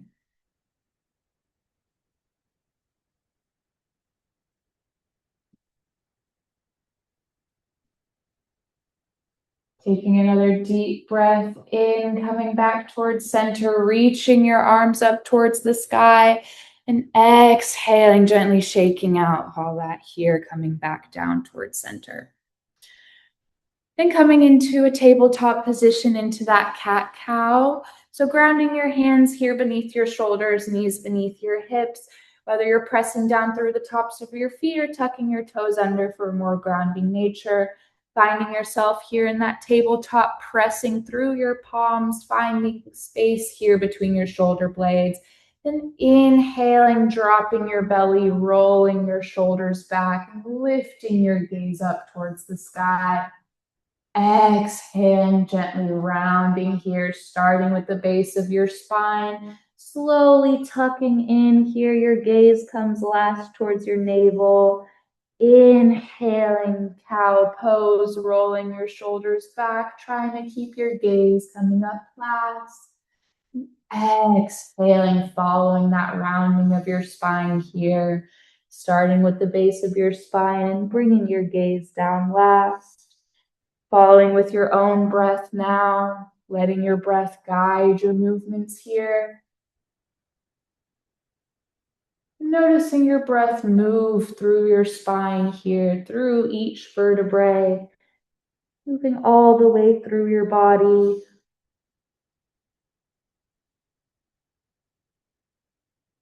As you're here, maybe finding any other subtle movements that might feel good, twisting in your back, maybe doing some circles with your belly, maybe shifting your hips from side to side. Just finding what feels good here. Keeping an awareness on your breath, beginning to open up space here in your body.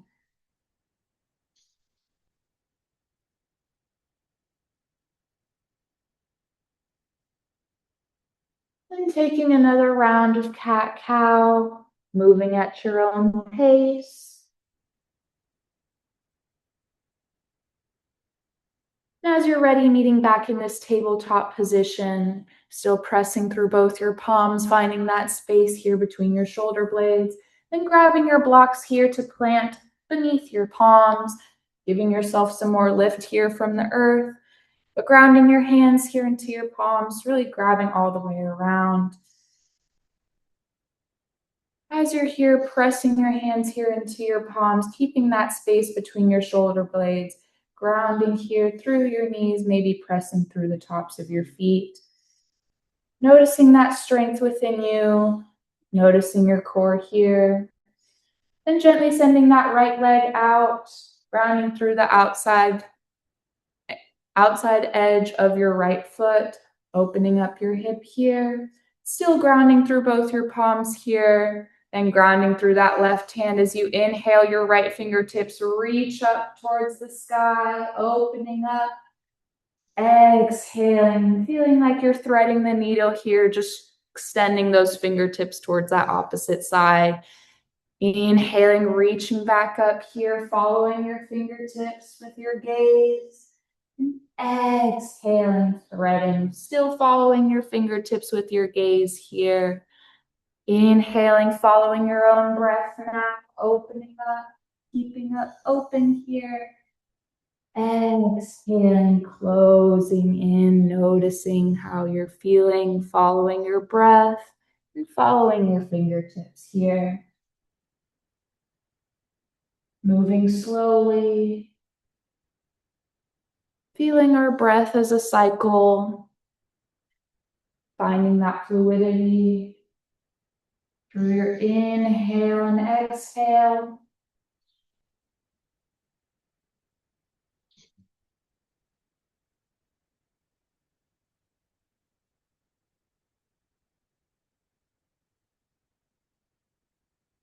And on your next inhale, opening up big here.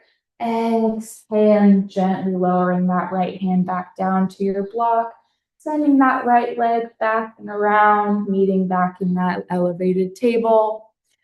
Grounding through both your hands here, pressing the blocks away from you, finding that space here between your shoulder blades once more. Maybe engaging your core as you're here. Noticing your tailbone tucked as you press through both your knees. And sending that left leg out, grounding through the outside edge here of that left foot, opening up your hip. Grounding through that right hand as you inhale, lifting up with your left fingertips, opening up, keeping your gaze towards those fingers. Exhaling, threading here, reaching those fingers towards that opposite side. Following your own breath, keeping your gaze following your hand. Noticing any sensations that come up on this side. Following the cycle of your own breath.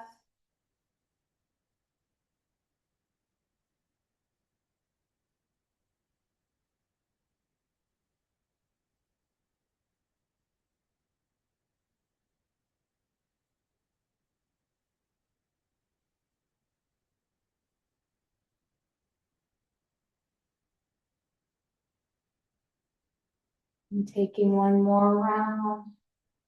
On your next inhale, opening up here, big, reaching up. And exhaling, coming back into that supported table. Sending that left leg back and down. Pressing through your blocks here. And gently releasing those blocks here to the sides of your mat.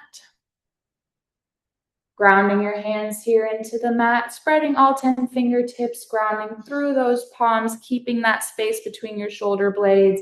Noticing your core engage here as you untuck your toes and lift your hips up for a plank. Finding space here between your shoulder blades, still pressing the ground away, keeping your core engaged. Noticing your strength. Noticing your solar plexus here, breathing into that space. Taking another deep breath in, exhaling, sending your hips back into your downward facing dog. Keeping your hips up and back, pressing through all 10 fingers. Noticing the space here still between your shoulder blades. Letting your neck release, your head hangs heavy. Keeping a gentle bend here in your knees. Maybe pedaling out your feet. Checking in on how you're feeling this afternoon. Maybe feeling out that stiffness from sitting. Breathing into your lower back. Finding that length here from your wrists all the way through your hips.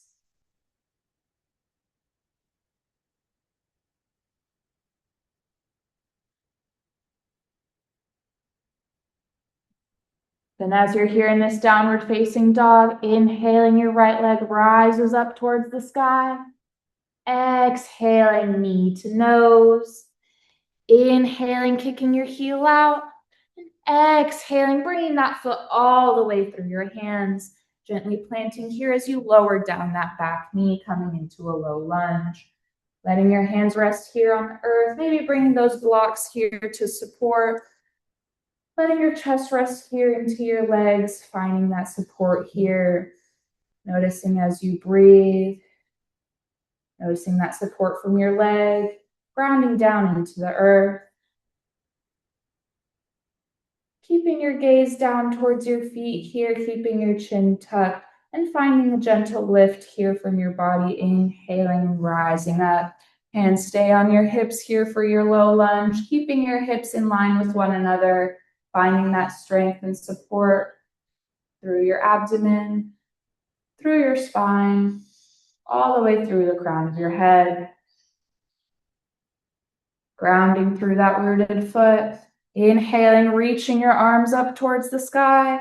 As you exhale, coming into a half splits, sending your hips back. Your hands can rest here on your blocks, maybe reaching down towards the ground, just noticing where you're at this afternoon. But sending that right hip back, keeping that left hip pressing forward, and noticing that space here opening up on the back of your leg. Keeping an awareness on your breath. Sending your breath here into any tension. Keeping your toes pointing up towards the sky, heel digging into your mat. Then as you're here, maybe flexing your foot, pointing your toes, doing a little stretch here for the front part of your ankle. Noticing how that feels. Maybe it needs a little stretch today. Maybe you're focusing on rooting your heel down, listening to your body here.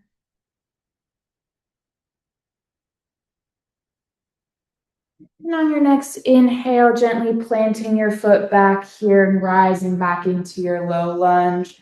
Hands reach up towards the sky, hips stay squared off towards the front. Inhaling, reaching up towards the sky.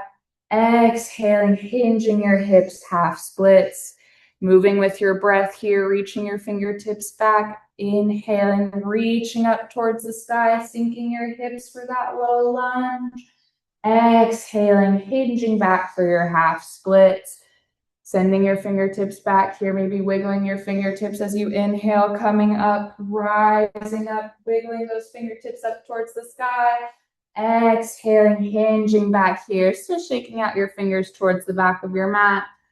Inhaling, lifting up towards the sky, grounding through that rooted foot. Exhaling, hinging here, sending your fingertips back. Once more, inhaling, rising up, rooting through that front foot, low lunge.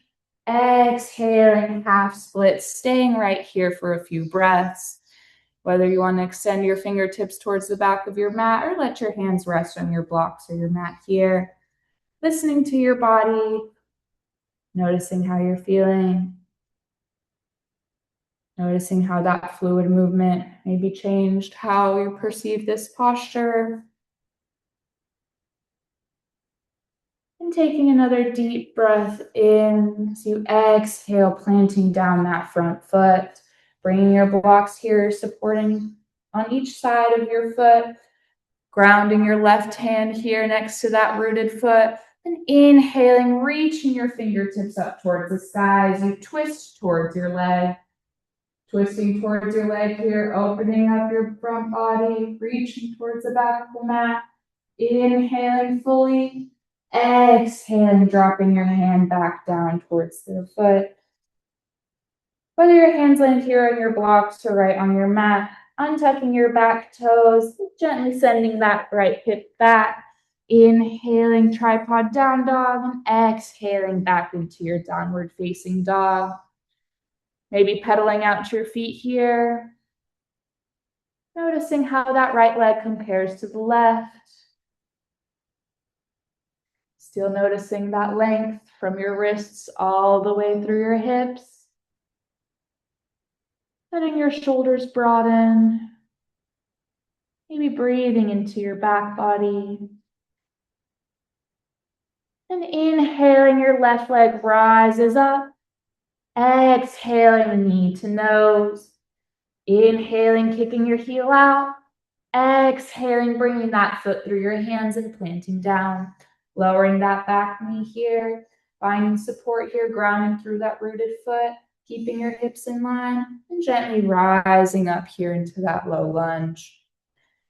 Keeping your hands on your hips, noticing your hips in line with one another, breathing into your core, keeping your tailbone tucked. And just noticing that length here from the bottom of your spine all the way through the crown of your head. Checking in on how you're feeling. Noticing how you're breathing. And as you're here, inhaling, reaching your fingertips up towards the sky. Exhaling, hinging your hips back for that half splits. Your hands can land here on your blocks or your mat, but wherever you're at, digging your heel here into your mat, pointing your toes up towards the sky, actively sending that left hip towards the back of your mat as your right hip pushes up towards the front. Noticing that length here in the back of your leg and breathing into any tension.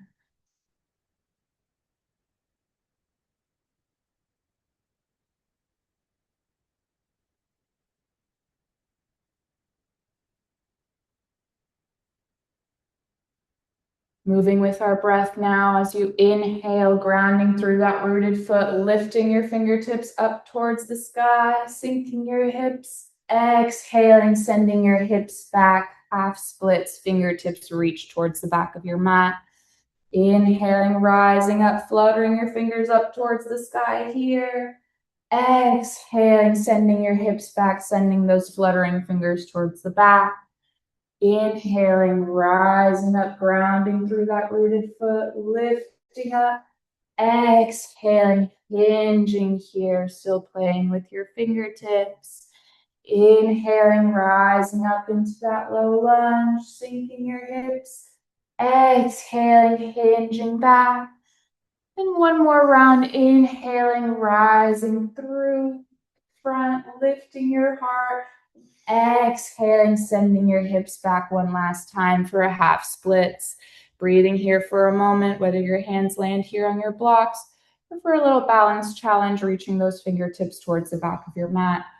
But listening to your body here, noticing what you need, keeping your hips in line with one another, maybe pointing and flexing your foot here. Noticing any subtle stretches in the front of your shin.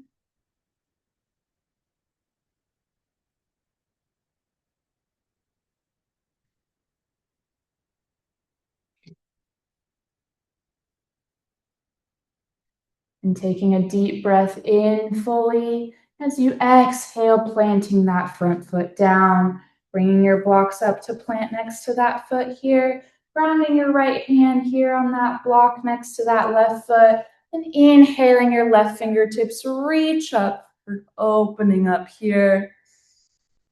Noticing that opening space here in your heart and your shoulders. Inhaling fully. Exhaling, coming back down, grounding your hands here into your mat. Removing those blocks, untucking your back toes. Inhaling, sending that left leg up and back. And exhaling back into your downward facing dog. Taking a few moments to breathe here. Pressing through both your hands, keeping your hips up and back. Maybe pedaling out to your feet once more. Noticing the difference between that left and right side. Maybe they've caught up to one another. Maybe one's still feeling a little off, but acknowledging anything here, letting go of any judgments. And on your inhale, shifting back into your plank here, lowering your hips to be in line with your spine, pressing through all 10 fingertips, finding length here in your spine, feeling that openness in your back. Inhaling fully, and as you exhale, lowering down towards your mat. Grounding here on your mat, taking a moment to rest, letting your forehead rest here on your hands, releasing any tension in your legs, allowing yourself to breathe for a moment, catching up with how you're feeling, noticing any new space created in your body. Maybe grabbing a sip of water if you need.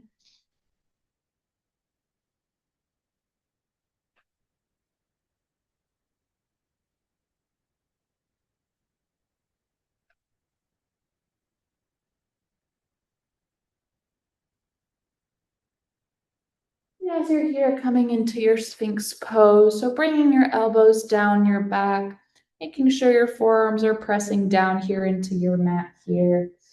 Elbows reach down your back, shoulders start rolling down your back here, pressing through your legs, finding that shift here in your pelvis, pressing down into the earth, rolling your shoulders back, grounding through your abs, and gently lifting up here for your Sphinx.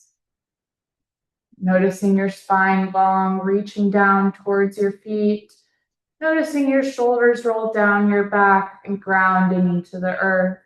Opening up your back body here, finding that space between your shoulder blades, inhaling fully into that back heart center, exhaling, gently releasing back down towards the earth, letting go here, allowing yourself to breathe, resting on your forehead, resting on one of your cheeks, finding what feels good in this moment.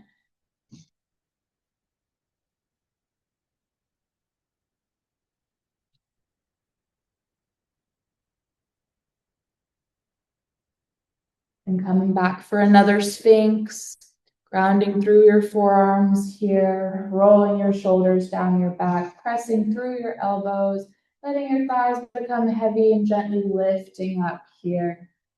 Keeping your gaze forward, your spine lengthens towards your feet. The weight of your pelvis sinks into the earth, widening here through your back shoulders, breathing into that back heart center, inhaling fully, exhaling, releasing back down towards the earth. Gently letting go here, letting go of any tension, letting go of any judgments, and allowing yourself to be.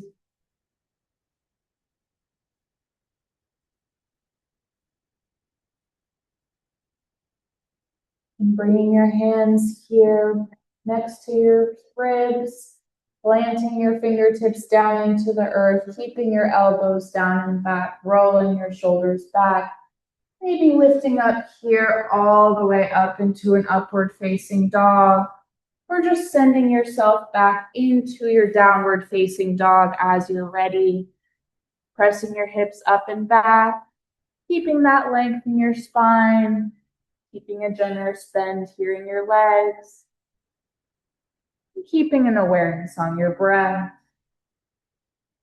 and taking another deep breath in. As you exhale, gently lowering your knees down for a child's pose. Knees come out wide this time, toes come together, and sitting your hips back, crawling your hands towards the front of your mat, and letting your forehead gently rest down here on earth. Noticing the subtle differences between this child's pose and the one we started with.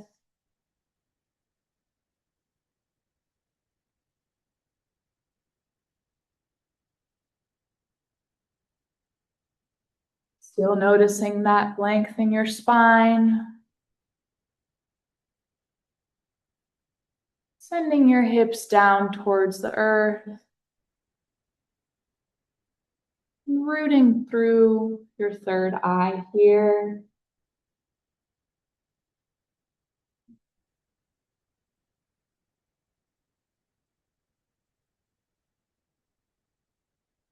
Noticing where your breath lands. Maybe sending it into that back heart.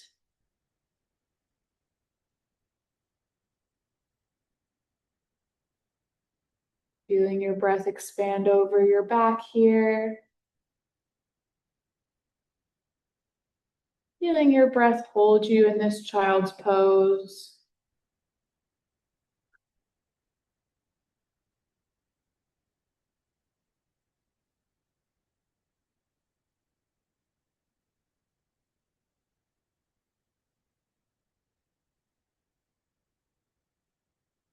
Maybe moving up and down your spine with your breath.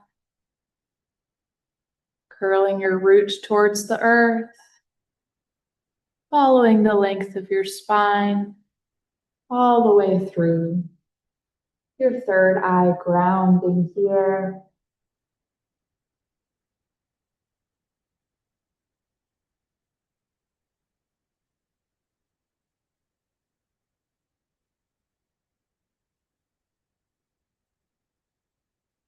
As you're ready, gently rising back up here, making your way into a seat.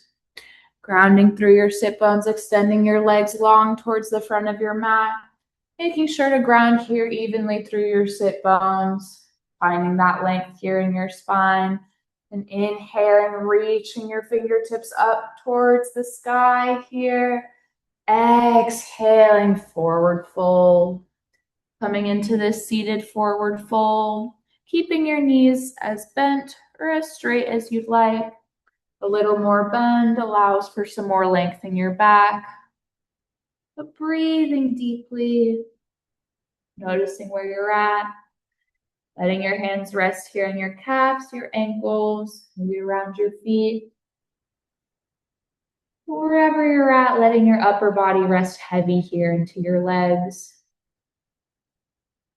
Releasing any tension in your neck. Feeling that length through your spine.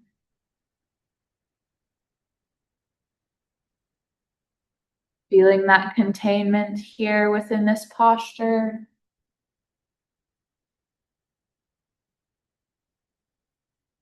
And noticing how you're supporting yourself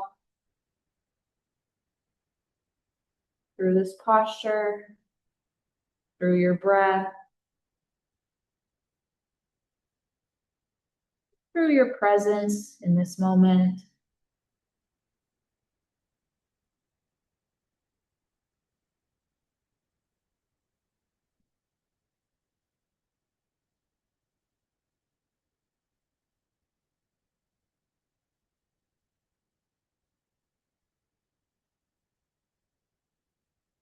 Taking a deep breath in through your nose. And sighing out, sinking deeper into this fold, letting your legs support you more.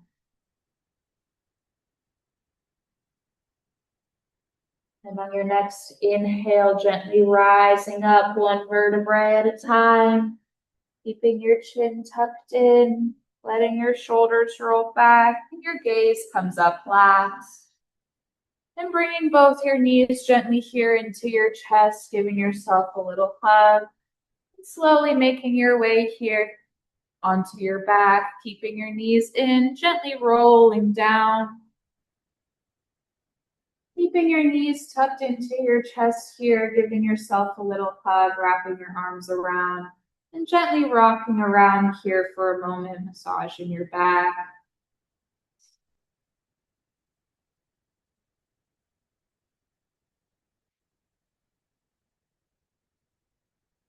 As you rock back and forth, noticing your spine supported here on the earth.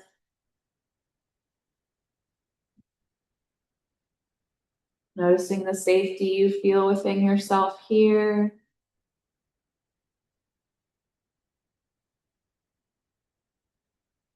And wrapping your arms a little bit tighter here, tucking your chin here into your knees, giving yourself a big squeeze, inhaling fully, clenching here, and exhaling, letting go, extending your legs towards the front of your mat, and reaching your arms up towards the top.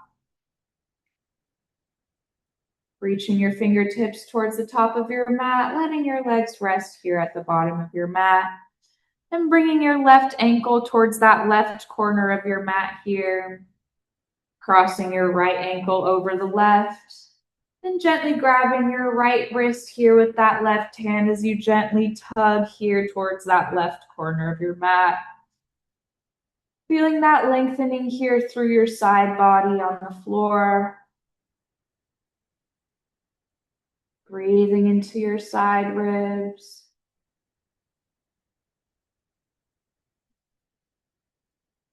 Breathing into that space between each one of those ribs.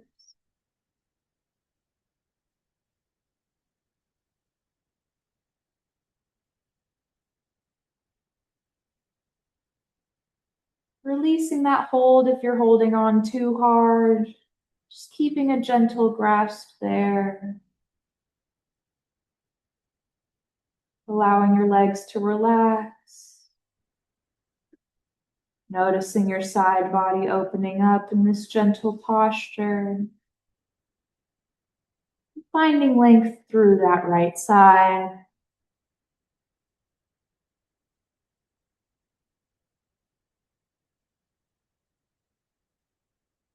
Taking another deep breath in here. As you exhale, gently releasing back towards center, uncrossing your ankles. Letting both your shoulders land here at the middle of your mat. Taking a deep breath in through your nose. Sighing out through your mouth. And bringing that right ankle to that right corner of your mat. Crossing your left ankle over the right. And gently grabbing your left wrist here as you gently pull yourself over towards that left side of your mat. Noticing that gentle crescent shape here on your mat. Breathing into that left side body now. Noticing where you can release any tension or soften some more. Breathing into those side ribs.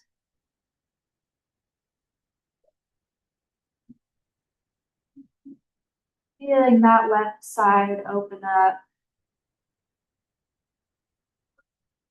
Allowing for more space here for your breath. In your body.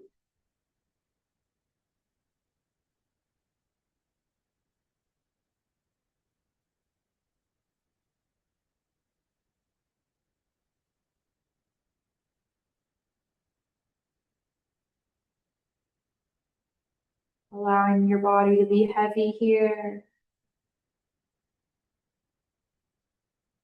Breathing into that length. Taking another deep breath in. To exhale, gently releasing back towards center. Uncrossing your ankles here. Letting your arms rest heavy. Maybe cactusing them open here. Letting your shoulders ground here into your mat. Palms up towards the sky. Inhaling fully through your nose.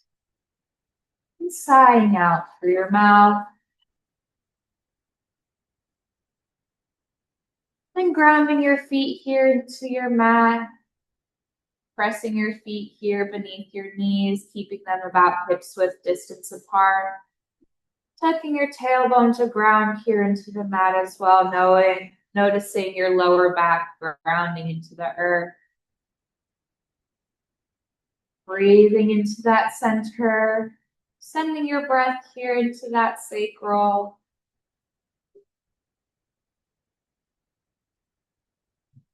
Grounding through that left foot, inhaling, your right foot comes up, coming over for a laying figure four. Pressing that right leg here into your left thigh. Keeping your right foot flexed, protecting your knees. And if that feels good, staying right here if you'd like a little bit more, lifting up that left foot, reaching your arms around to grasp that leg. But keeping that awareness in that right foot flexed. Actively pressing your leg here into your thigh here into your leg. Breathing into that gentle stretch.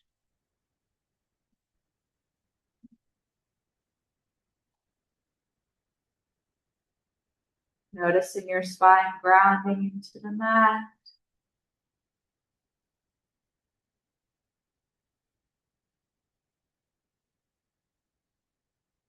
Noticing the space you've created here in your body.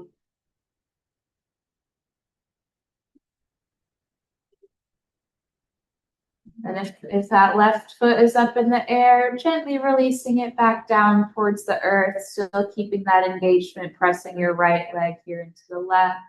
Taking another deep breath in. As you exhale, dropping that right foot here towards the earth for a supine twist. Letting your left arm maybe grab onto that right leg. But wherever you're at, grounding here, both your shoulders into the mat. Feeling free to extend out your right fingertips. Maybe keeping that cactus arm here. But keeping both your shoulders grounding here into the mat.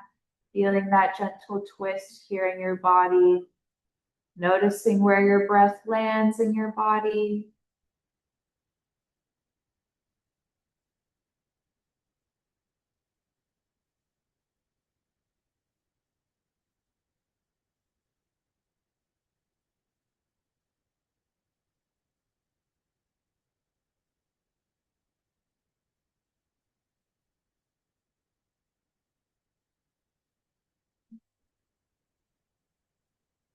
As you're ready, gently coming back up towards center.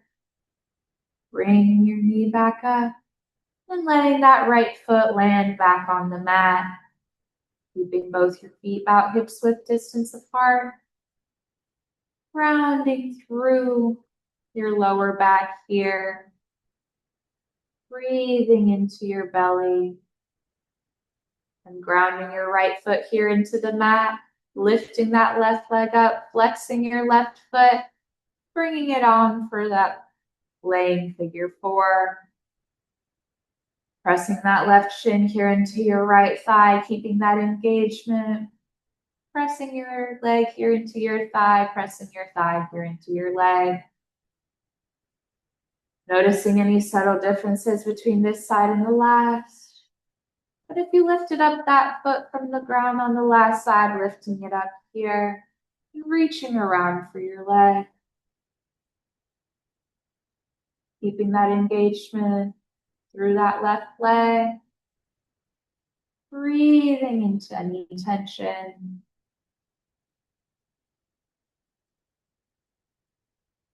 Noticing those subtle differences between your left and right side.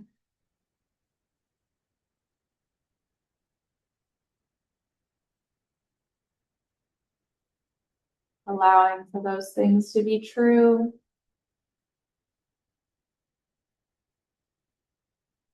Letting go of any attachments or judgments you have.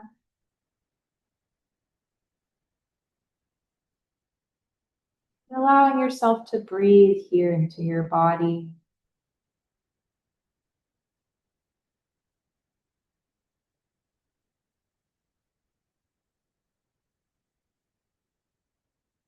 If that right foot is up in the air here, gently lowering it back down to the earth. Keeping that engagement through that left leg, inhaling fully. As you exhale, dropping over that left foot for your supine twist. Wherever you land here, making sure that your shoulders stay grounded into your mat.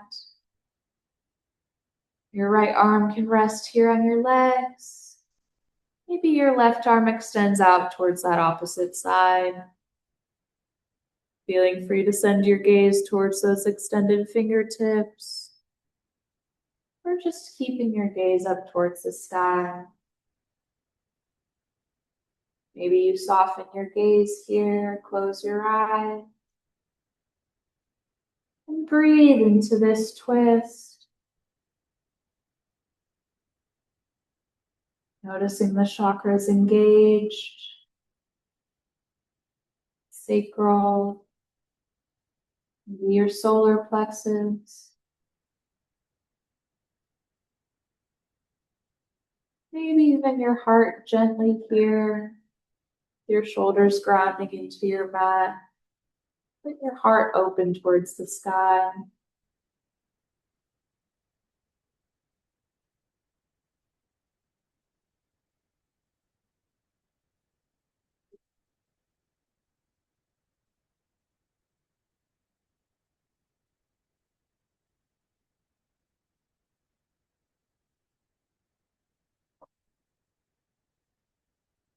As you're ready, gently coming back towards center here, lifting up that left leg, grounding through that right foot, and releasing that left leg to meet down on your mat. Now grounding through both your feet here, grounding through your heels, finding yourself here in your bridge, grounding through your heels, sending your heels to your body.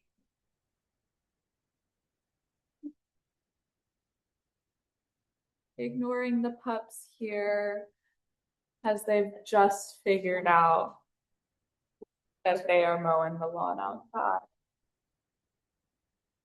But grounding through your heels, sending your heels towards your body, lifting your hips up for your bridge, and gently sliding a block here to land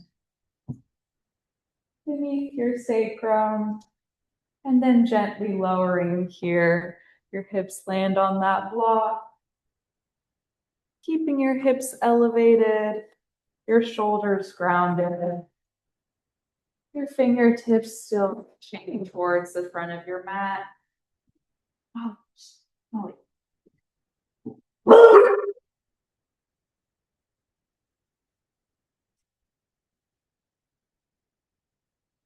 Letting your hips rest here on that block. Don't worry about the dogs. Let them. It's okay.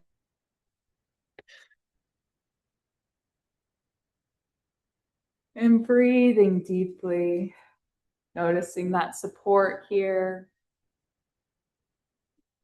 The support beneath your hips, the support beneath your shoulders, and the support beneath your feet.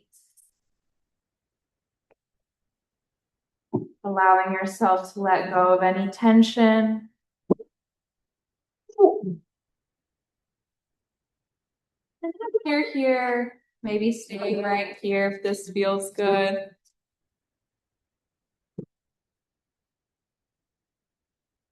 Or lifting your feet up towards the sky.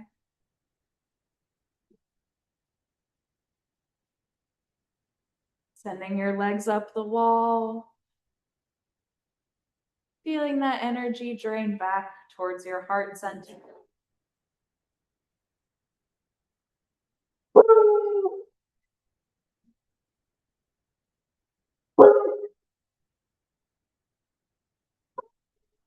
As you feel that energy draining towards your heart center here, keeping your neck long, keeping the back of your head grounding into the earth.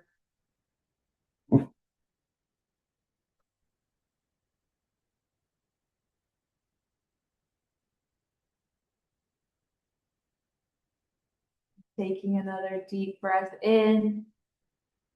As you exhale, gently lowering your feet back down towards your mat. Grounding through both your feet here. Pressing your heels here into the earth as you inhale, lifting your hips up gently. As you exhale, removing that block and slowly lowering back down towards the earth. Letting your hips gently rest here onto your mat. Then bringing both your knees in, giving yourself a little hug here, wrapping your arms around.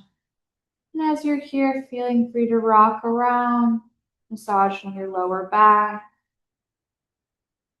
Sending some love here into your lower back, into the length of your spine. Staying right here, or feeling free to come into a happy baby, taking your feet here into your hands. Just finding what feels good this afternoon, feeling free to rock your baby. And as you're ready, just gently releasing here for Shavasana. Extending your legs out towards the top of your mat. Letting your hands rest here, one at heart center, one at your belly. Letting your shoulders relax here into the earth. Letting any tension release here. Keeping a soft gaze or your eyes closed. And beginning to notice the gentle rise and fall of your own lungs.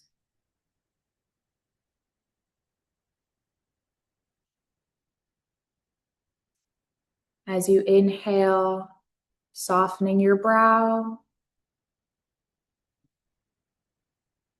As you exhale, unclenching your jaw.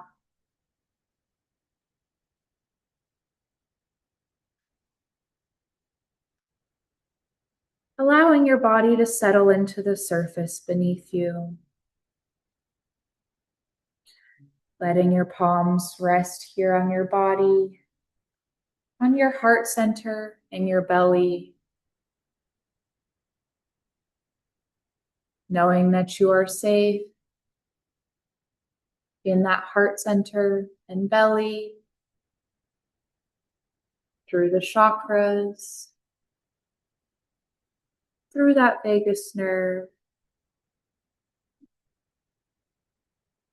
allowing yourself to let go.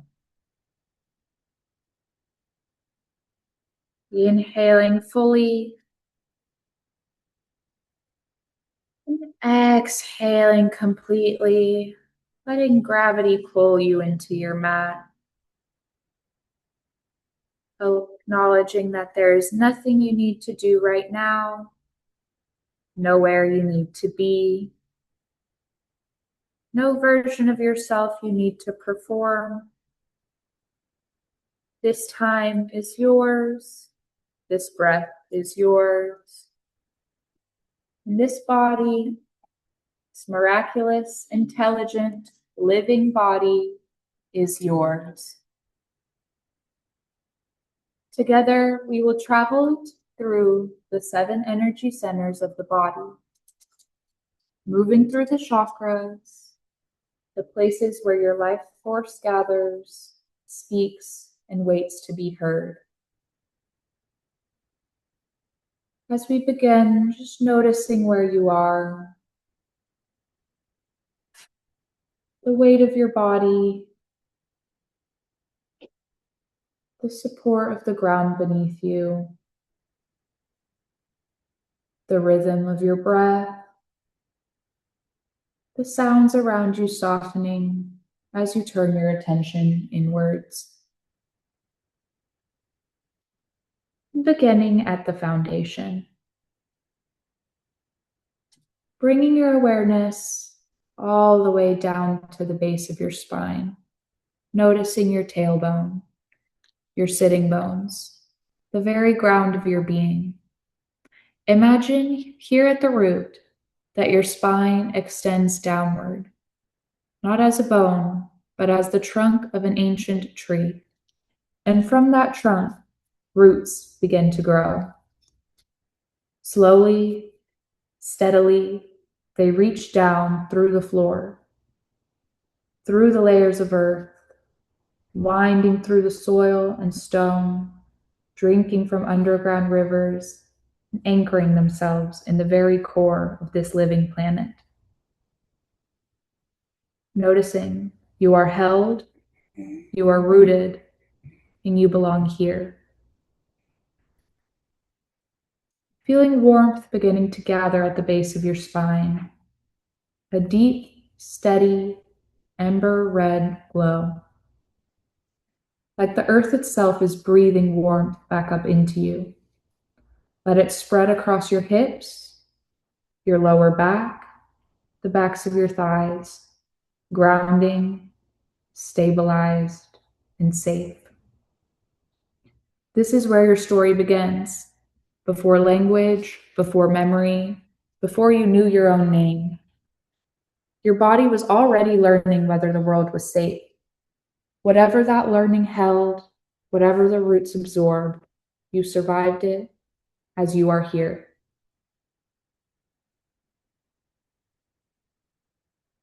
As you are here, repeat inwardly or aloud, I have enough. I am safe. I am the source. I have enough. I am safe. I am the source. Letting these words root themselves into your body like seeds finding soil. You are not searching for safety outside of yourself. You're remembering that it lives here, in these roots, in this body, in your breath.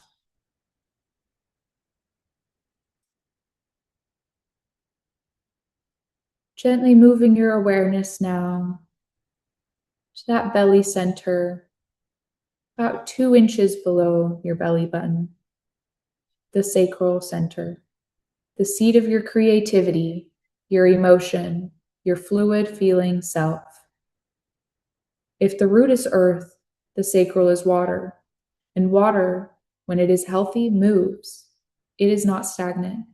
It does not freeze. It flows. Imagine here a warm, luminous orange light blooming, soft as candlelight, fluid as a river, pulsing gently with each breath.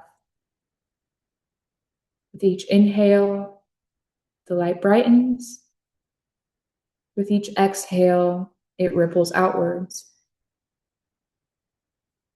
This is the part of you that feels, that creates, that desires, that reaches towards connection and beauty and aliveness. For so many of us, this center has been told it was too much, too emotional, too sensitive, too needy. Let that old story go now. Your feeling self is not a weakness. It is your life force. It is the very thing that makes you beautifully, powerfully human. Breathe into this space and feel it opening, like water finding its natural path. And repeat, my energy is flowing. My confidence is growing. My energy is flowing. My confidence is growing. Now feel it. Let the warmth of this center remind you that you are not stuck. You are not frozen. You are alive and moving and becoming. Always becoming.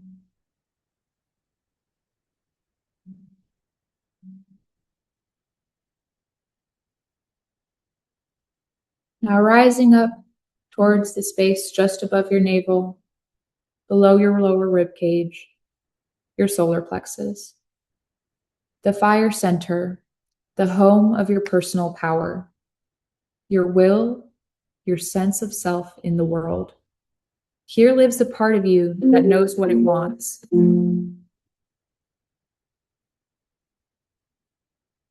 The part of you that stands up, speaks up, and shows up. And here also lives every moment you were made to feel small, unseen, or unworthy. We are tending this fire now. Imagine a radiant, golden yellow sun blazing from this very point. Not the frantic heat of anxiety, but the steady, sovereign radiance of a star that has always known its own light. Let it expand outward with every breath. Forward through your belly, backward through your spine. Filling your entire core here with this warmth and luminosity.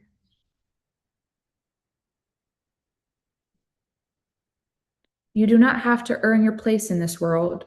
You do not have to shrink to make others comfortable. You do not have to prove a single thing. Place your hand here and feel the warmth beneath your palm. And speak. I honor myself. I have the power. And again, I honor myself. I have the power. Let the sun inside you burn steady and true. This is your fire that no one can extinguish.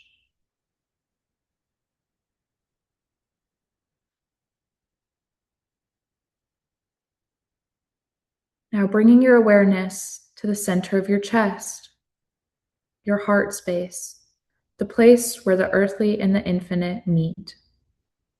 After all the work of the lower three, after finding safety, reclaiming feeling, and remembering your power, the heart can finally soften. It does not need its armor here. It is safe to open. Imagine a luminous emerald green light radiating from this center. Warm, tender, expansive. With every inhale, it grows brighter. With every exhale, it reaches further, past the boundaries of your skin, into the space around you. Think for a moment of every vision of yourself you have ever been. Every version that tried, that stumbled, that got back up. Every part of you that has carried something heavy. Can you meet all of that, all of you, with love? Not the love that has to be earned, the love that simply is. Unconditional, unwavering, beginning with yourself.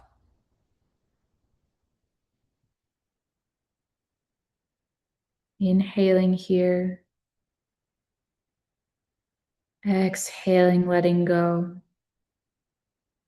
I embrace myself as I am. Again, I embrace myself as I am.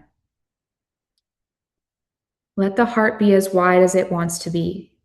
You are worthy of the love you so freely give to others. Let it begin here, now, within you.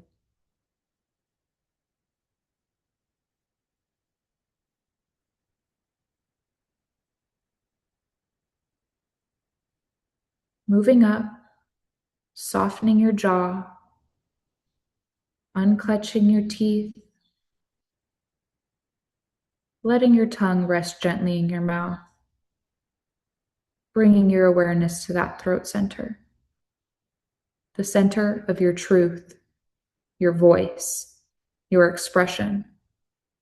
Everything you have ever held back, swallowed down, or been too afraid to say lives somewhere in this tender space.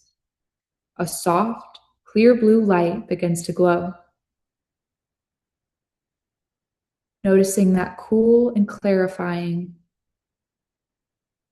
noticing like an open sky.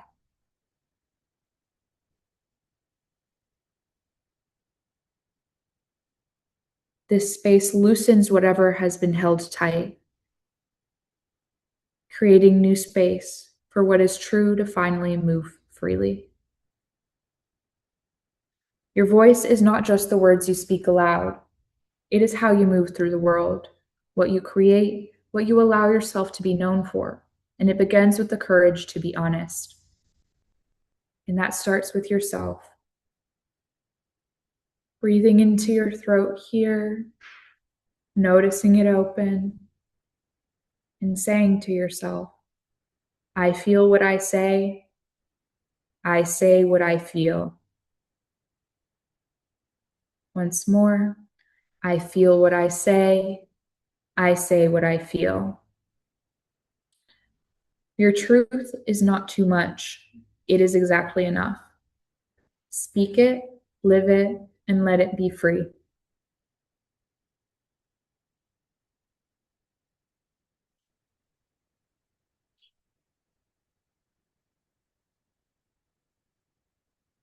Now bringing your attention to the space between your eyebrows, letting that space soften, softening behind your eyes, turning slightly inward here, the third eye, Ajna, the seat of your inner vision, your intuition, and your deepest knowing. This is the center that sees beyond the noise, beyond the fear, beyond the conditioning of old stories that told you who you were supposed to be. Imagine a deep, luminous indigo light pulsing gently here, like a star behind your closed eyes. With every breath, it clarifies. The mental chatter softens, and something quieter and truer begins to emerge. Consider for a moment the full moon. In yogic and Ayurvedic tradition, the full moon is the time of ajna, the peak of illumination, when what has been hidden comes to light. Just as the moon reflects the sun's light back into darkness, your third eye reflects the truth of your inner world back into your conscious mind. The moon does not create the light, it reveals it. And so does this center. Everything you need to see is already there. The third eye simply clears the lens. When your vagal tone is high, your nervous system is regulated. This clarity comes naturally. The fog lifts, the patterns become visible, the choices that align with your highest self become obvious. Breathe deeply here and repeat, I choose what makes me grow.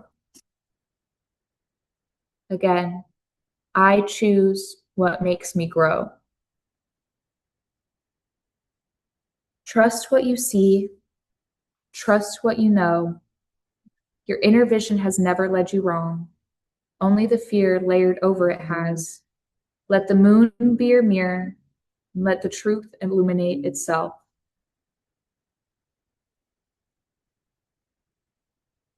And finally, lifting your awareness to the very top of your skull, the crown. Sahasrara, the 1,000-petaled lotus.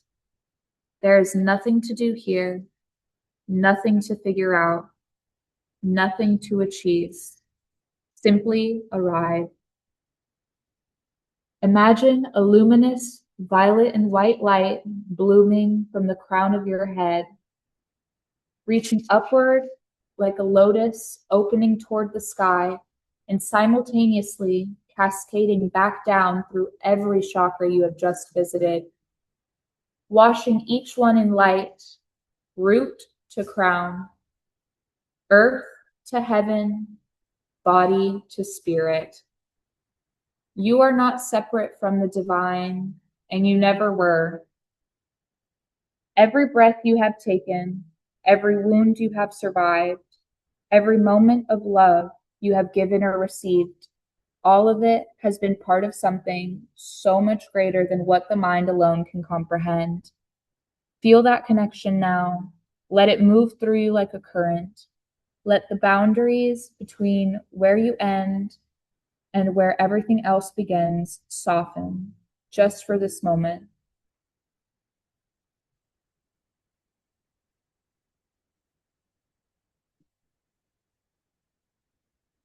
From the deepest place inside of you, repeat, I see the divine connection in all things. I let go of that which binds me. I see the divine connection in all things. I let go of that which binds me.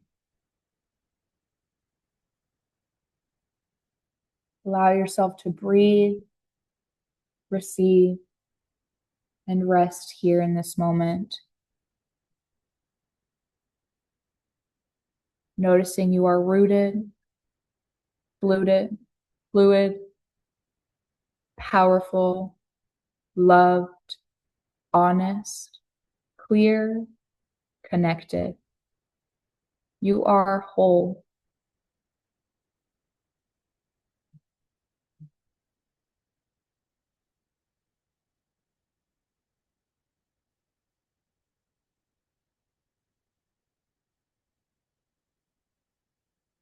Allowing yourself to breathe for a few moments in silence.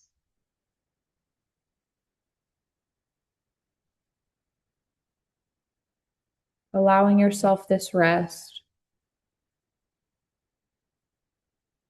allowing yourself this time to connect.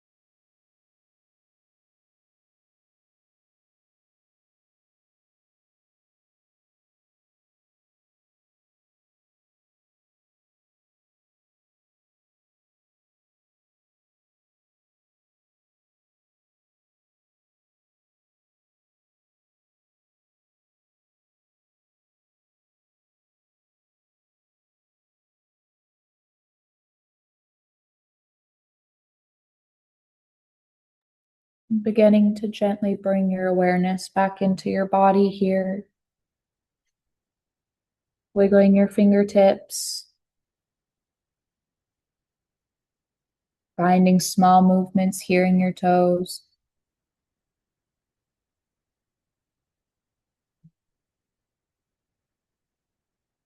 And as you're ready, gently coming onto one of your sides and resting here in this fetal position.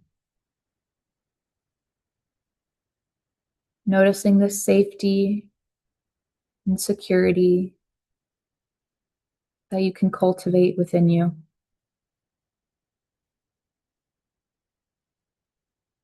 Noticing you are safe with yourself, safe with your body, and connected to all things.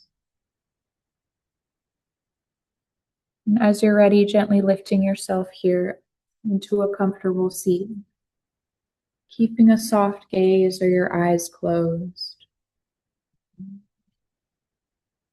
And taking a few breaths to close out our practice. Inhaling fully through your nose, sighing out through your mouth. Inhaling fully through your nose, sighing out through your mouth. Once more, inhaling fully through your nose and sighing out one last time. And inhaling, reaching your arms up over your head, meeting your hands to touch. Exhaling your hands to heart center, bowing your head to your hands. The light in me honors and respects the light in all of you. And I thank you so much for practicing with me today. And together we can say namaste.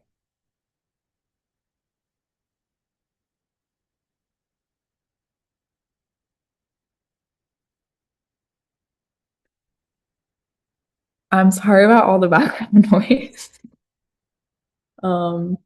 Kind of not an ideal time for this man to come mow the grass, but Really did not even hear it. okay. It didn't even register to me. I was so locked in. It was so wonderful, Adriana. I was thinking to myself, I was like, dang, she's ready. Get out there, get out there. I'm sorry, Michelle, if I'm hot. Maybe I shouldn't, but okay. No. Okay. I just wanted to say I felt like your pacing was really good. The pacing for throughout the whole class was wonderful. I loved the pacing. I felt like I got lots of cues. I got geographical cues, I got map cues, I got body cues, and that for me is it's a big deal, and I'm really happy with that. I mean, really happy. It was more than one way of cueing for the same pose, and I really felt like that was really great. And holy moly, you have the verbiage down. I was sitting there, one of those poses, and I was like, dang, she's a tough act to follow. Thank you. I was moved to tears like a couple of times. I really was. And I'm like, why are you not out there teaching? What do we have to do? It's because I'm in Rockport. Like I've been wanting to come back to Corpus, but I'm like house sitting for my parents essentially in Rockport. and it just doesn't make sense to me to drive 45 minutes to When do. the time comes, you know who to call. Mhm. Okay. Mhm. Because Will. I'm just like, oh my God, my baby, she needs to be out there. I mean, Yes. I just feel like, and I listen to other teachers teach. That's what I do. And I know that they're not teaching with the kind of verbiage and language that you're using that's so connecting to us. Here he is. Uh-huh. I love them. I love them. A big old boy. That He's a made big the boy. practice just that much sweeter. I was just like, Mhm. oh my God, they couldn't have given it more perfect, but there it is. Okay, I'm done. Thank you so much. I loved it. Congratulations. What a great practice. I appreciated it. Thank you so much. Go ahead, y'all. I loved it too. It was awesome. And then I glanced up at the dog, and I swear before you said it was a dog, I thought it was a horse in your house. I was like, oh my God, it's a dog. Really great. I just loved it. I loved the whole meditation. It helped me, I can feel the breath through all the chakras and the energy. So it was really great. Thank you. Thank you. And then the subtle spiritual tie-in for me always seals the deal. Um, I mean, Adriana, I just don't have words. I feel like a big fat marshmallow. I feel relaxed. I feel open. I feel like the pressure valve was opened and it's just like, you know what I mean? I feel inspired. You inspire. Um, and it was um, easy poses, made as difficult as we wanted them to be. And you guided us through those in such a way that gave us options. I mean, it was layered. So it wasn't just one dimensional. It was so layered that there's so much to take in. And I was thinking, what did you say? Root to crown, earth to heaven. And there was one more, Um, something divine. I can't remember. the If you would world think of, to the divine, I think. yeah, Mhm. yeah, it was really, thank you so much. I can see the work in it, but I also see the passion and your calling. It's just incredible. And the dog, we love him. So no worries.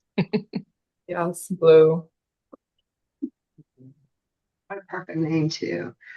That was such a perfect practice, and I had to just let myself receive in every way, and I just kept thinking, oh my God, she was just born for this.